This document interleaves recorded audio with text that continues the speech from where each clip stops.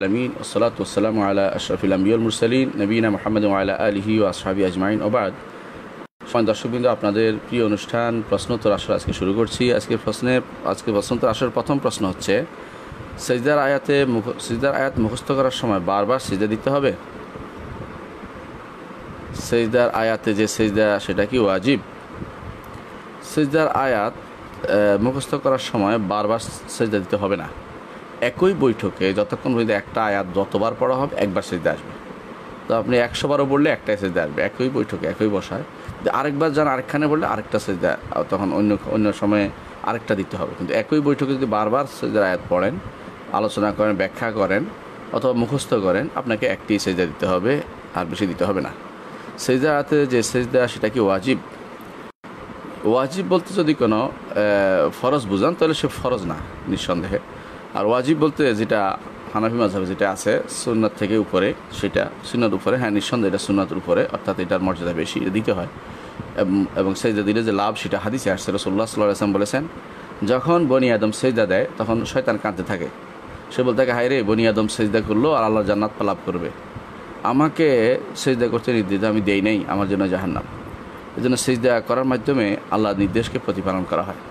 প্রত্যেকটি সেজদার মধ্যে আপনি দেখবেন কারণ আছে। কোথাও বলা হয়েছে যে সব কিছু সেজদা করো, তোমরা আল্লাহ সেজদা করো, সব কিছু আলাম তারা আল্লাহ ইসুদুল মান ফিস সামাওয়াতি ওয়াল আরদি, আসমান জমিনে যা আছে সব গাছ বৃক্ষ তরলতা সব কিছু সেজদা করো, তোমরা আল্লাহ সেজদা করো, সরাসরি বলে দেওয়া হয়েছে। তো মানুষ সেজদা করে না, এটা বলছে কিছু মানুষ সেজদা করে, কিছু মানুষ সেজদা করে না। এর অর্থ হচ্ছে আমি যেন কিছু মানুষ অন্তর্ভুক্ত যারা সেজদা করে। অন্য জায়গাতে ধরেন বলা হয়েছে যে তোমরা তার জন্য কি সেজদা করবে না, যে এই করেছে সেই করেছে, গোপন জিনিস বের করে দেয় আসমানের বইয়ে। এইভাবে কোরআনে যে সমস্ত আয়াতের সেজদার জায়গাগুলো আছে সবগুলি আপনি যদি অর্থ বুঝেন, আপনি বুঝবেন যে এখানে সেজদা দেওয়াটাই হচ্ছে গুরুত্বপূর্ণ জিনিস। একটা সেজদা না দেওয়ার অর্থ হচ্ছে আপনি ইচ্ছা করে অবজ্ঞা করে গেলেন। আর দিনের বিষয়ে অবজ্ঞা করতে হয় না, পড়ে যেতে হবে, বুঝতে হয় যে এখানে সেজদা জায়গা। এই জন্য এগুলি ফরজ না, তবে ওয়াজিব পর্যায়ের, অর্থাৎ সুন্নাত মুআক্কাদা যেটাকে বলা সেটা। এবং এটা দেওয়াটাই হচ্ছে ওয়াইজ কাজ, এটা কখনো বাদ দিবেন না। যদি কোনো বাদ পড়ে গেছেন, পরে অন্য সময় হলো দিয়ে দিবেন, অন্য সময় হলো সেটা দিয়ে দিবেন। কারণ এটা আসলে একটা গুরুত্বপূর্ণ আল্লাহর এই নির্দেশনা, যেগুলো এমনভাবে বলা হয়েছে যে তোমরা সবাই করে, তোমরা করবে না, এমনভাবে বলা হচ্ছে। কোথাও বলা হচ্ছে তোমরা এটা কেন করবে না, যিনি এই কাজ করেছেন, যিনি এই কাজ করেছেন। তাহলে বোঝা গেল যে বন্দার কাছে আল্লাহ তাআলা সেজদা চাচ্ছেন। রাসূলুল্লাহ সাল্লাল্লাহু আলাইহি ওয়াসাল্লাম সেজদা করতেন। সাহাবী বলেন যে আমি এই রাসূলের সাথে এই সূরা পড়েছি, বা সিজদা করেছি, এই সূরা পড়েছি, এই সিজদা করেছি, এই ব্যাপারে সাহাবা একরাম উল্লেখ করেছেন। সূরা হজের মধ্যে 2 বার সিজদার কথাটা হাদিসে আছে। যদিও হানাফি মাযহাব মতে শেষটা তারা আমল করে না, অর্থাৎ সিজদা দেয় না, কিন্তু সিজদা দেওয়াটা উচিত। অর্থাৎ সিজদা সূরা হজের মধ্যে 2 বার আছে। তো এইভাবে রাসূলুল্লাহ সাল্লাল্লাহু আলাইহি ওয়াসাল্লাম সিজদা করেছেন, সাহাবা একরাম সিজদা করতেন। এমনকি সিজদার ব্যাপারে সাহাবা একরাম যে অবস্থা থাকেন এই অবস্থা সিজদা করে ফেলতেন। ইবনে ওমর রাদিয়াল্লাহু আনহু যদি কোনো গলি থাকেন, গলিতে সিজদা করে ফেলতেন, দেরি করতেন না। এটাকে তার পড়তে তখন কোরআনের সিজদার আয়াত আসছে, সেখানে করে ফেলতেন। তাহলে বোঝা গেল সিজদার আয়াতটা একটা গুরুত্বপূর্ণ জিনিস। সিজদা আয়াত যখন আসবে তো আমরা সিজদা করব, অর্থ বুঝবো, এবং সিজদার মধ্যে সুবহান রাব্বিয়াল আ'লা, সুবহান রাব্বিয়াল আ'লা, সুবহান রাব্বিয়াল আ'লা একই জিনিস দোয়াটাই করব। আর সিজদা একটি সিজদা, 2টা সিজদা নয়, একটি সিজদা। আর যদি বেশি পড়েন, সাজিদা ওয়াজহিয়া লিল্লাযী খালাকাহু ওয়া শাক্কা সামআহু ওয়া বাসারাহু ফাতাবারাকাল্লাহু আহসানুল খালিকিন, আল্লাহুম্মা উকতুব লি বিহা ইনদাকা আজরান ওয়া দা আন্নি বিহা উজরান ওয়াজআলহা ইনদাকা দুখরান, এটা বলতে পারেন ভালো। ওয়া তাকাব্বালহা মিন্নি কামা তাকাব্বালতা মিন আবদিকা দাউদ, এটুকু বলতে পারলে ভালো। যদি এতে কমও বলেন, শুধু সুবহান রাব্বিয়াল আ'লা বলেন, তাও আদায় হয়ে যাবে। সুবহান রাব্বিয়াল আ'লা 3 বার বলে আদায় হয়ে যাবে। আশা করি বিষয়টি আপনার বুঝে আসছে। পরবর্তী প্রশ্ন হচ্ছে, কপিরাইট করা কিতাব, তাফসির, শারহ ইত্যাদি ইন্টারনেট থেকে ডাউনলোড করে ব্যক্তিগতভাবে পড়া যাবে কি? কপিরাইট করা কিতাব যদি তারা লেখা থাকে, ওখানে সাধারণত লেখা থাকে কেউ ছাপাতে পারবেন না, কেউ এগুলি উল্লেখ থাকে, কেউ এটাকে অংশ নেওয়া যাবে না, এইভাবে উল্লেখ থাকে।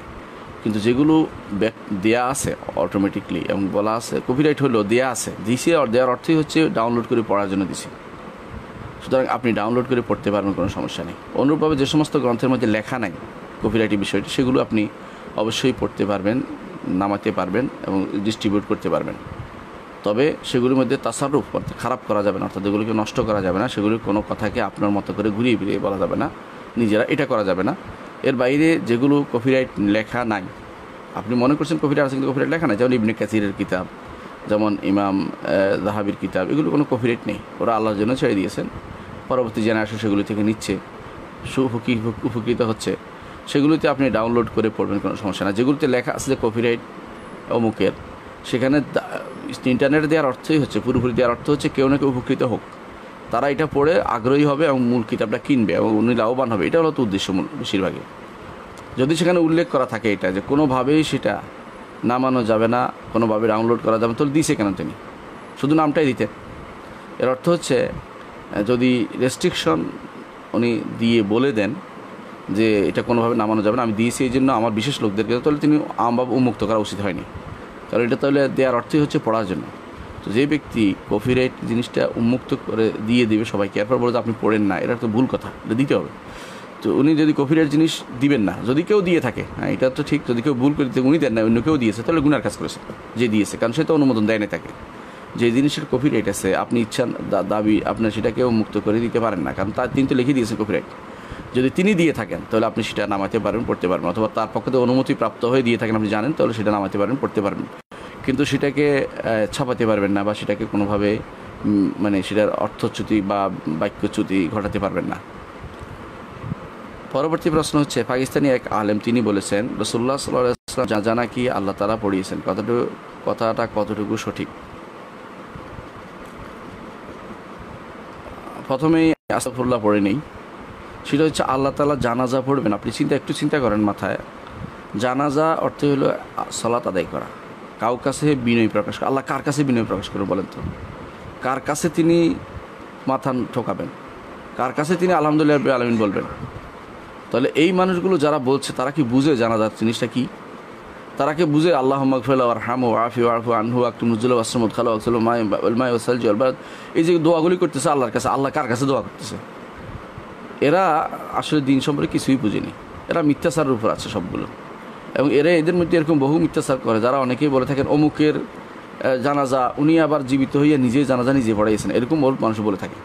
এগুলো সবই হচ্ছে মিথ্যাচার এবং এগুলি হচ্ছে বিভ্রান্তি, পথভ্রষ্টতা। এগুলি আসলে কোনো ভালো আলেম কোনোদিন বলে না। তো পাকিস্তানের যে সমস্ত আলেম আপনি বলছেন এটা আলেম হইতে পারে না, এই কথা যে বলছে আলেম হয়ে আলেমের কাতারে পড়ে না, আলেমের কাতারে পড়বে না সে কোনোদিনই, সেটা বুঝে নেই যে কী করতেছে, কী বলতেছে এটাও জানে না। রাসূলুল্লাহ সাল্লাল্লাহু আলাইহি ওয়াসাল্লামের জানাজা সাহাবায়ে কেরাম, যেহেতু সেখানে ইমাম বলতে কেউ নেই, এই জন্য ইমামতি জায়গায় পড়ায় নেই, সাহাবায়ে কেরাম একদল যেতেন, গিয়ে তারপর সালাত জানাজা পড়তেন, অর্থাৎ প্রত্যেকেই তার মতো করে জানাজা পড়ে চলে আসতেন, দোয়া করে চলে আসতেন তার জন্য, প্রত্যেকে তার জন্য দোয়া করে চলে আসতেন। এখানে ইমামতি হয় না, রাসূল হাইয়ান ওয়া মাইয়িতান সবার ইমাম, জীবিত মৃত সর্বাবস্থায় তিনি সবার ইমাম, এই জন্য তার ইমামতি আর কেউ করবে না, করেনি। তো সেই জন্য তার জানাজা ভিন্নভাবে পড়ানো হয়নি। যারাই গেছেন আফওয়াজান গোষ্ঠী যারাই গেছেন তারা যাইয়া কয়েকজন সালাত আদায় করে চলে আসছেন, এইভাবে তার উপর জানাজা পড়া হয়েছে, কিন্তু ইমামতি হিসাবে তার জন্য জানাজা পড়া হয়নি, কারণ এটা রাসূলুল্লাহ সাল্লাল্লাহু আলাইহি ওয়াসাল্লাম তাদেরকে নির্দেশনা দেননি যে আমার মৃত্যুর পর অমুক আমার ইমামতি করবে, জানাজা দিবে, এটা বলা হয়নি। সুতরাং সেই হিসাবে তারা সেটাকে সেভাবে আমল করেছেন যে আমরা সবাই দোয়া করি রাসূলের জন্য, এবং সাক্ষ্য দেই তার, তিনি যে আমাদের জন্য দিনকে রেখে গেছেন, আমাদের জন্য দিনকে প্রচার করেছেন, সেটা সাক্ষ্য তারা দিয়েছেন, এবং এর মাধ্যমে তার জানাজা সম্পন্ন হয়েছে। এটাকে আল্লাহ পড়িয়েছেন, এই জাতীয় কথা বলাটা নাজায়েজ, এবং এটা আসলে না বুঝে কথাবার্তা এবং হারাম কথাবার্তা, এবং এগুলির মাধ্যমে ধীরে ধীরে মানুষ শিরক এবং কুফরের দিকে চলে যায়। তারা জানেই না যে সালাত কী জন্য পড়া হচ্ছে এবং কার জন্য পড়া হচ্ছে, কীভাবে পড়া হবে সেটাও তারা জানে না, এবং কী চাওয়া হচ্ছে সালাতের ভিতরে এটাও হয়তো তাদের অনেকের জ্ঞান নেই। এই জন্য আমাদের এগুলি ভুল ছাড়া আর কিছুই নয়, এগুলো বুঝে নিতে হবে যে এগুলি ভুল। যারা এই জাতীয় কথাবার্তা বলে তারা আসলে আলেমদের কাতারে পড়ে না। পরবর্তী প্রশ্ন হচ্ছে, ঘরের ভিতরে নামাজ পড়া অবস্থায় কেউ যদি বাইরে থেকে নক করেন, তখন আমি ঘরে আছি এটা বোঝানোর জন্য নামাজের মধ্যে ইচ্ছা করে কাশি দিলে নামাজের কি কোনো ক্ষতি হবে? ঘরের ভিতরে সালাত পড়া অবস্থায় কেউ যদি বাইরে থেকে নক করে, তখন আমি ঘরে আছি এটা বোঝানোর জন্য নামাজের মধ্যে কাশি দিলে নামাজের ক্ষতি হবে, এটা সলাফ থেকে বর্ণিত নয়। আপনি যদি হাতের কাছে থাকে দরজা, হাত দিয়ে খুলে ফেলতে পারবেন, এটা হাদিসে আছে যে সাহাবায়ে কেরাম উম্মাহাতুল মুমিনিন কেউ দরজা খুলতেন পড়ানো আসে, সুতরাং দরজা খোলাটা জায়েজ আছে। আপনি হেঁটে গিয়ে দরজা খুলে আবার দাঁড়াই যাবেন, যদি কোনো আপনার বেশি হাঁটা না হয়, সমস্যা না হয়। আর যদি এমন হয় নক করলে নক করবে, আপনি কি করবেন? অপেক্ষা করুক একজন মানুষ। শরীয়তে বিধান হচ্ছে একজন 3 বার নক করবে, 3 বার সালাম দিবে, সালাম দেওয়ার পরে অপেক্ষা করে চলে আসবে। তো বুঝতে হবে যে মানুষ হয়তো ব্যস্ত থাকতে পারে। আপনি জোরে বলতে পারেন, সর্বোচ্চ এটা আপনার তাকবির থাকলে তাকবির জোরে বলবেন, তাকবির থাকলে তাকবির জোরে বলবেন, যাতে সালাতে আসেন বুঝতে পারে। কিন্তু নতুন করে কাশি দেওয়ার অর্থ হচ্ছে এটা অতিরিক্ত কাজ করা, যেটা আপনি কাশিতে কত মানুষে কত রকমের দেয়, এটা তারা সালাতও বোঝা যাবে না, কিছুই বোঝা যাবে না, এর মধ্যে ক্ষতি হবে সালাতের। কারণ বাড়তি জিনিস করা হচ্ছে ইচ্ছাকৃত সালাতের বাইরে অন্য কাউকে হানাফি মাযহাবের মতে মাফহুমা, ইশারা মাফহুমা কিছু যদি দেওয়া হয়, অথবা এমন কিছু দেওয়া হয় যেটা বোঝা যাচ্ছে যে সালাতের বাইরে যে অংশ, এটা সালাতের ভিতরের অংশ না, সেটা করা যাবে না। এই জন্য হানাফি মাযহাব মতে এটা বললাম এই জন্য যে এই মাযহাবে এটা আছে, এর অর্থ এইটাই বোঝাচ্ছে যে এমন কোনো কাজ করা যাবে না যেটা সালাতের অংশ নয়, সালাতের ভিতরের অংশ নয়। কাশি দেওয়া সালাতের অংশ নয়। হ্যাঁ, কাশি আপনার আসছে, আপনি দিতে পারেন, অথবা আপনি চেষ্টা করছেন, কাশি থামাতে পারছেন না, কাশি আপনি দিবেন। কিন্তু কাশি দিয়ে আপনি সালাত বুঝাবেন, এটা কিন্তু কোথাও কোনো ডিকশনারিতেও না। এটা কাশি দিয়ে কীভাবে সালাত বুঝায়? কাশি দিলে বুঝবে যে কাশি আসলে, ওটা খোলে না কেন, আর দরজার জন্য ব্যস্ত হয়ে পড়বে, দরজা খোলে না কেন? আপনি কাশি দিবেন না, আপনি সালাতের রুকু তাসবিহ ইয়াগুলো যেগুলো আছে, তাকবীরগুলো আছে, এগুলো বড় করে দিবেন, বড় করে দিবেন। আর বড় সমস্যা দেখা দিলে আপনি তাসবিহ পড়বেন, যেহেতু হাদিসে আছে না বাসাই কোনো বিরাট বিপদ ঘটে গেলে তাসবিহ পড়তে সাহাবায়ে কেরাম, সালাতের মধ্যে কোনো কিছু ঘটলে সেটা আপনি তাসবিহ পড়তে পারতেন, কিন্তু তাকবীরগুলো বড় করে দিলেই বুঝতে পারো লোকটা সালাতের মধ্যে আছে। এই জন্য আমরা কাশি দিয়ে সালাত না বুঝাই, যে আমি সালাতে আসি না বুঝাই, কারণ কাশি দিলে সালাত বোঝা যায় না। আপনি কাশি না দিয়ে তাকবীরগুলো বড় বড় করে দিবেন, এর মধ্যে বোঝা যাবে। যখন আপনি রুকু সাজদা ইত্যাদি তাকবীরগুলো দিবেন, বড় বড় করে দিবেন, যাতে বুঝতে পারে যে সালাতের মধ্যে আসি, আমার ডিস্টার্ব করো না, সেজন্য অপেক্ষা করে, এটুকু যথেষ্ট। কিন্তু এর বাইরে কাশি দিয়ে, অর্থাৎ কাশি আসলে দিবেন না, কিন্তু না আসলে কাশি দেওয়ার অর্থ হচ্ছে আপনি ইচ্ছা করে অতিরিক্ত কাজ করলেন, এটা সালাতের ক্ষতি হবে। সালাত ফাসেদ হবে কিনা এটা বিভিন্ন মত আছে, যদি ফাসাদ নাও হয় কারো মতে, কিন্তু এটা একটা সালাতের বড় ধরনের মনোযোগ বিনষ্টকারী এবং সালাতের সওয়াব কমিয়ে দিবে, এতে কোনো সন্দেহ নেই। আর কারো মতে এই যে তুই ইচ্ছাকৃত এমন কোনো কাজ করা যা মাফহুমা বোঝা যায় যে এটা দ্বারা সালাতের বাইরে জিনিস, তাহলে তার সালাত বাতিল হয়ে যাবে, যেমন এটা হানাফি মাযহাবের কোনো ইমামের মত আছে এটাতে। পরবর্তী প্রশ্ন হচ্ছে, কোনো ব্যক্তি যদি কোনো মনে করে দাজ্জাল একটা সভ্যতা, তার হুকুম কি? যে ব্যক্তি মনে করবে দাজ্জাল সভ্যতার নাম, অথবা যে ব্যক্তি মনে করবে দাজ্জাল কোনো দেশের টাকার নাম, যেমন কেউ মনে করে থাকে যে ডলার হচ্ছে দাজ্জাল, কারণ ডলারের মধ্যে একটা চোখ আছে ওনারা দেখে। কেউ মনে করে থাকে কোনো দেশের বাহিনীর নাম, বিশেষ বাহিনীর নাম, কারণ আরব দেশের এক পুলিশ বাহিনীর একটা চোখ দেখানো হয়, এটা দেখে দাজ্জালের এক চোখ, এটা হচ্ছে মানে সবই হচ্ছে বিভ্রান্তি, পথভ্রষ্টতা, এগুলো সবই পথভ্রষ্টতা। দাজ্জাল কোনো সভ্যতার নাম নয়, কোনো ডলারের নাম নয়, কোনো ব্যক্তি বিশেষের নাম নয়, কোনো বাহিনীর নাম নয়। দাজ্জাল এমন জিনিস যা সাহাবায়ে কেরাম যখন রাসূলুল্লাহ সাল্লাল্লাহু আলাইহি ওয়াসাল্লাম আলোচনা করতেন, সাহাবায়ে কেরাম মনে করতেন এই বুঝিয়ে আসলো। আয়েশা রাদিয়াল্লাহু আনহা একদিন বলতেছেন, ইয়া রাসূলুল্লাহ আমি শুধু কাঁদছি। বলে কেন কাঁদতেছ? বলে কাঁদছি এই জন্য দাজ্জালের কথা স্মরণ করে। রাসূলুল্লাহ সাল্লাল্লাহু আলাইহি ওয়াসাল্লাম বললেন, যদি দাজ্জাল এসেই যায় আমি থাকা অবস্থায়, তো আমি তার বিরুদ্ধে দাঁড়াবো, আর যদি না আসে আমার ঈমানদারদের তা দেখবে তারা। তোমাদেরকে বলে রাখি, দাজ্জালের দুটি চোখের মধ্যে একটি হবে মুছে আছে, অর্থাৎ এটা নাই এরকম অবস্থা, আরেকটি হবে কান্না আইনা বাতুন তফিয়া, এটা যেন পচা আঙ্গুরের মতো, ফুলা আঙ্গুরের মতো। ফুলা আঙ্গুর যে ফুলে গেলে যেরকম হয়, এরকম ঘোলাটে হয়, সেরকম ঘোলাটে হবে। এটা হচ্ছে দাজ্জালের পরিচয়। দাজ্জালের পরিচয় দিয়েছেন রাসূলুল্লাহ সাল্লাল্লাহু আলাইহি ওয়াসাল্লাম, বলেছেন যে দাজ্জাল ইহুদে ইস্পাহানের ইহুদি থেকে হবে। ইরানের ইস্পাহান নামক যে এলাকায় ইহুদি আছে, এদের বর্তমান তারা 70,000, তার চেয়ে একটু বেশি, কোনো সাইয়াতে বর্ণনাতে আসছে, এখন তারা হিসাব করে যারা আদমশুমারিতে আসছে, এর অর্থ তাদের সংখ্যা পরিপূর্ণ হতে চলেছে। এরা তাইলাসান মাথায় নিয়ে, ক্যাপ নিয়ে, মাথায় যে সমস্ত ক্যাপ আছে সেগুলো নিয়ে তারা বের হবে, মাথা ঢাকা অবস্থায়, যেটাকে আমরা ক্যাপ বলি, বা ইউরোপিয়ানদের যেটা এক চিহ্ন হিসেবে তারা ব্যবহার করে থাকে। তো এগুলি নিয়ে তারা বের হবে, 70,000 অনুসারী হবে তার, সারা দুনিয়া ভ্রমণ করবে, কথা বলবে, তার সাথে জান্নাত জাহান্নামের বিষয়টা থাকবে, তার জান্নাত হবে জাহান্নাম, জাহান্নাম হবে জান্নাত। হাদিসে বলা আছে সারা দুনিয়া সফর করবে। এর মাধ্যমে যারা এগুলো সভ্যতা বলছে তারা কতটুকু বিভ্রান্তির মধ্যে আছে তার কোনো হিসাব নেই। দাজ্জাল সম্পর্কে বলা হয়েছে, দাজ্জাল যে তাকে মারার জন্য ঈসা আলাইহিস সালাতু ওয়াস সালাম নাজিল হবেন, এবং তিনি নাজিল হবেন কোথায়? এই দামেস্কের মানারাতুল বাইদা সাদা একটি মিনারের মধ্যে তিনি সেখান থেকে দুই ফেরেশতার কাঁধে হাত দিয়ে তিনি নাজিল হবেন আকাশ থেকে। তিনি আকাশে আছেন, এখন জীবিত আছেন। দুই ফেরেশতার কাঁধে হাত দিয়ে তিনি নাজিল হবেন, হাদিস স্পষ্ট আছে। তিনি অবতরণ করবেন সেখানে, তার গায়ে তখন থাকবে একটা হলুদ রঙের পোশাক, সেটা গায়ে থাকবে, সেটা নিয়ে তিনি নামবেন। নামার পরে মুসলিমরা ইমামতি নিয়ে তাকে বলবে আপনি ইমামতি করুন। তিনি বললেন যে না, এ উম্মতের সম্মানার্থে তোমরা ইমামতি করো, আমি এখন মুক্তাদি হিসেবে সালাত আদায় করবো। সেটা দাজ্জাল সম্পর্কে এত কিছু বলার পরেও, দাজ্জালের চোখ এরকম থাকার কথা বলার পরেও রসুল বলছেন যে দাজ্জালের চোখ গোরা, তোমাদের রবের চোখ কোনো গোরা নন। অর্থাৎ দাজ্জালের চোখ একটা বন্ধ, আর আমাদের রবের দুটি চোখ আছে, সেগুলি তার মতো, আমাদের কোনো চোখের মতো না। কামা ইয়ালিকু বিজালালিহি ওয়া আযমাতি, তার সম্মান ও মর্যাদার সাথে উপযুক্ত যেটা সেটা। এবং রাসূলুল্লাহ সাল্লাল্লাহু আলাইহি ওয়াসাল্লাম এটা বলেছেন যে দাজ্জাল সম্পর্কে, দাজ্জালের দুই চোখের মাঝখানে লেখা থাকবে কাফারা, কুফরি করেছে। ইমানদার সেটা পড়তে পারবে। এবং দাজ্জাল মদিনার এক লোককে, মদিনায় ঢুকতে চাইবে, ঢুকতে পারবে না। এক লোককে বলবে যে তোমাকে আমি মেয়ের যদি জীবিত করি তাহলে কি তুই ইমান আনবে? তখন সে আগে তার পিতা মাতাকে জীবিত করে দেখাবে, তার পিতা শয়তান দুইটাকে একটা পিতা একটা মাতা বানাবে। তারা বলবে যে হ্যাঁ বাবা এই ইমান, এর ইফর ইমান আনো, ইত্যাদি ইত্যাদি। সে বললো যে আমার এখন আরও মজবুত হয়েছে, দৃঢ় হয়েছে যে তুমি শয়তান, তুমি দাজ্জাল। তারপর তাকে হত্যা করা হবে। বলো যে হত্যা করে দিয়েছি, হত্যা করবে। সে আবার জীবিত করলে বলো যে এখন তুমি কি ইমান আনবে যে আমি তোমার রব? বলে যে না, এখন আমার ইমান আরও মজবুত হয়েছে, তুমি আসলে শয়তান দাজ্জাল। এত কিছু বলার পরে প্রত্যেকটি কথা আছে, কাজ আছে, ইমানদাররা যুদ্ধ করবে তাদের সাথে। এবং ঈসা আলাইহিস সালাম তাকে একটি নিক্ষেপণ যন্ত্র, যেটা হারবা বলা হয়েছে, দূর নিক্ষেপ যেটাকে বলা হয় বর্তমানে, যেটা বলতে পারেন যেটা দূর থেকে অস্ত্র দিয়ে যেটা মারা হয়, বা গুলি দূর থেকে যেটা ক্ষেপণাস্ত্র জাতীয় জিনিস, সেটা দিয়ে মারার পরে সে মারা পড়বে।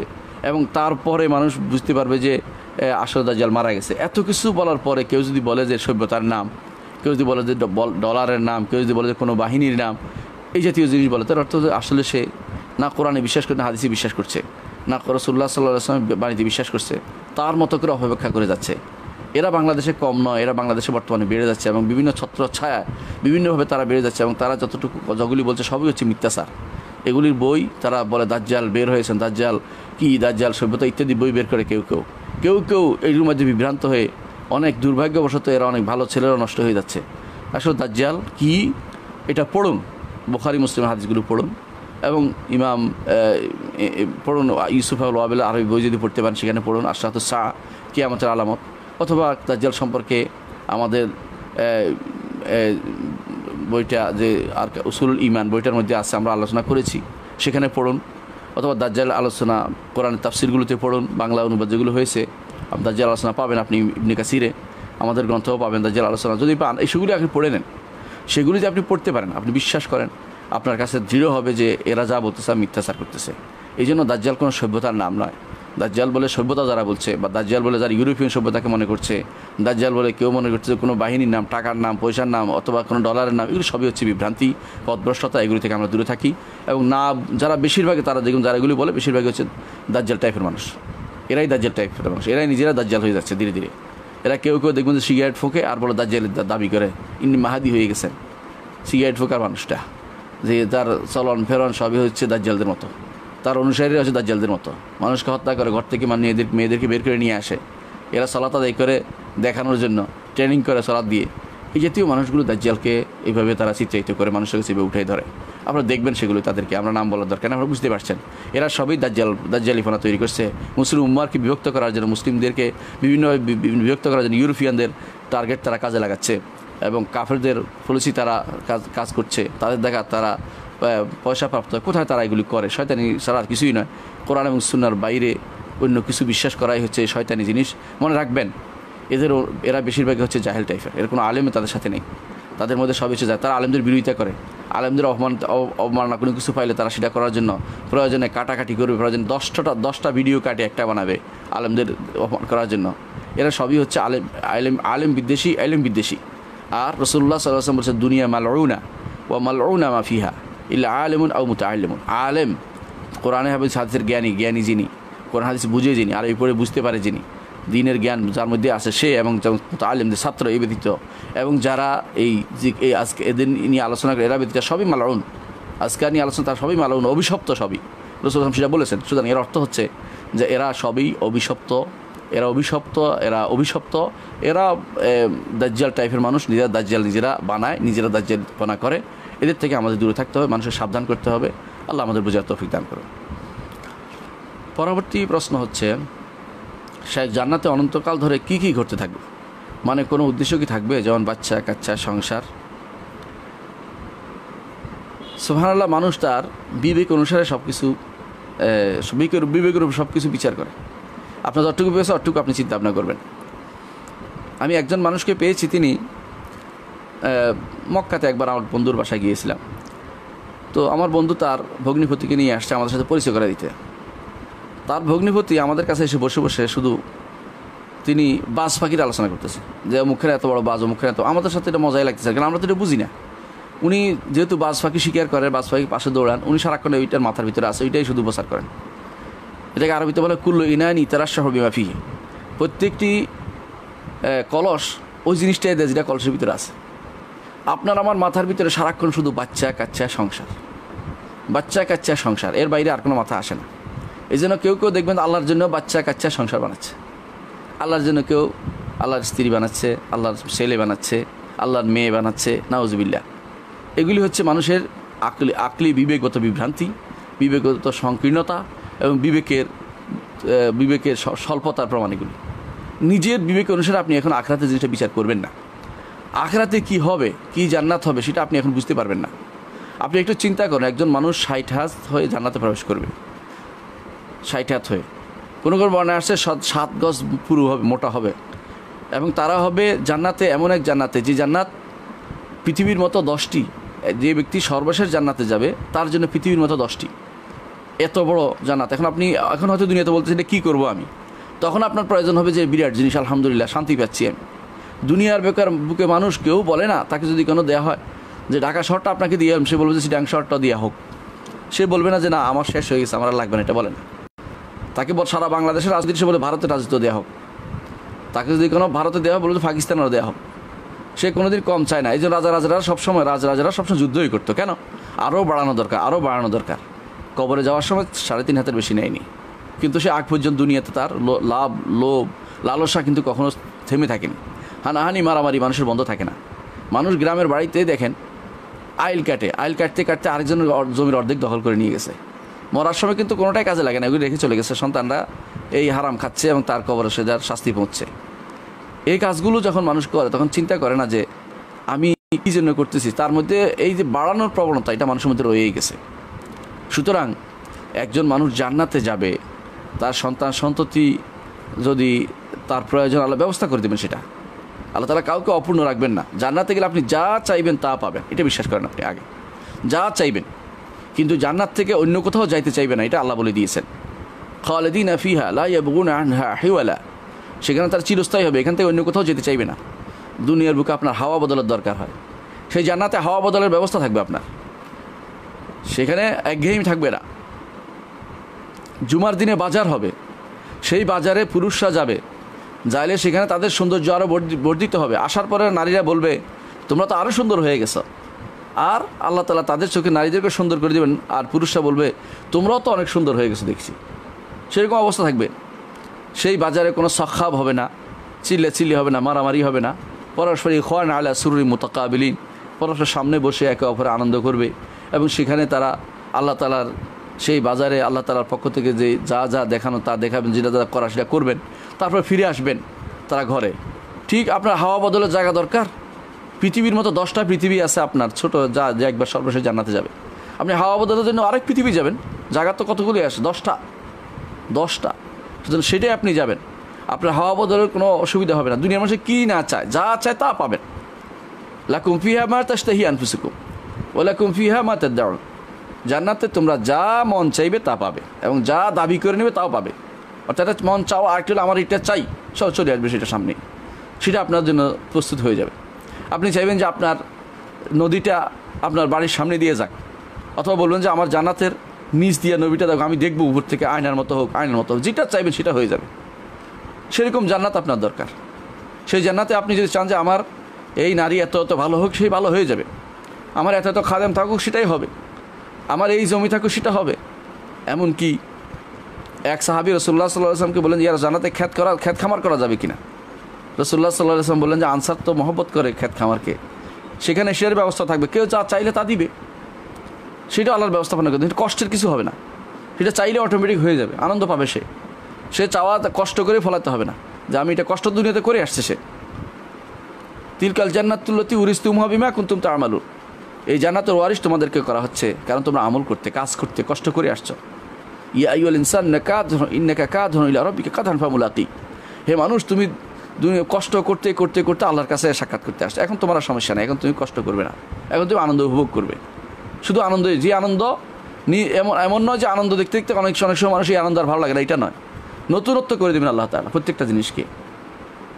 তার চোখে সেটার আনন্দ কোনোদিন বন্ধ হবে না, সেটা অনাবিল আনন্দ, যে আনন্দ কোনোদিন নিঃশেষ হবে না। সুতরাং আপনার জন্য কখনো মনে করার কোনো কারণ নাই অনকান ধরে আমি কী করব।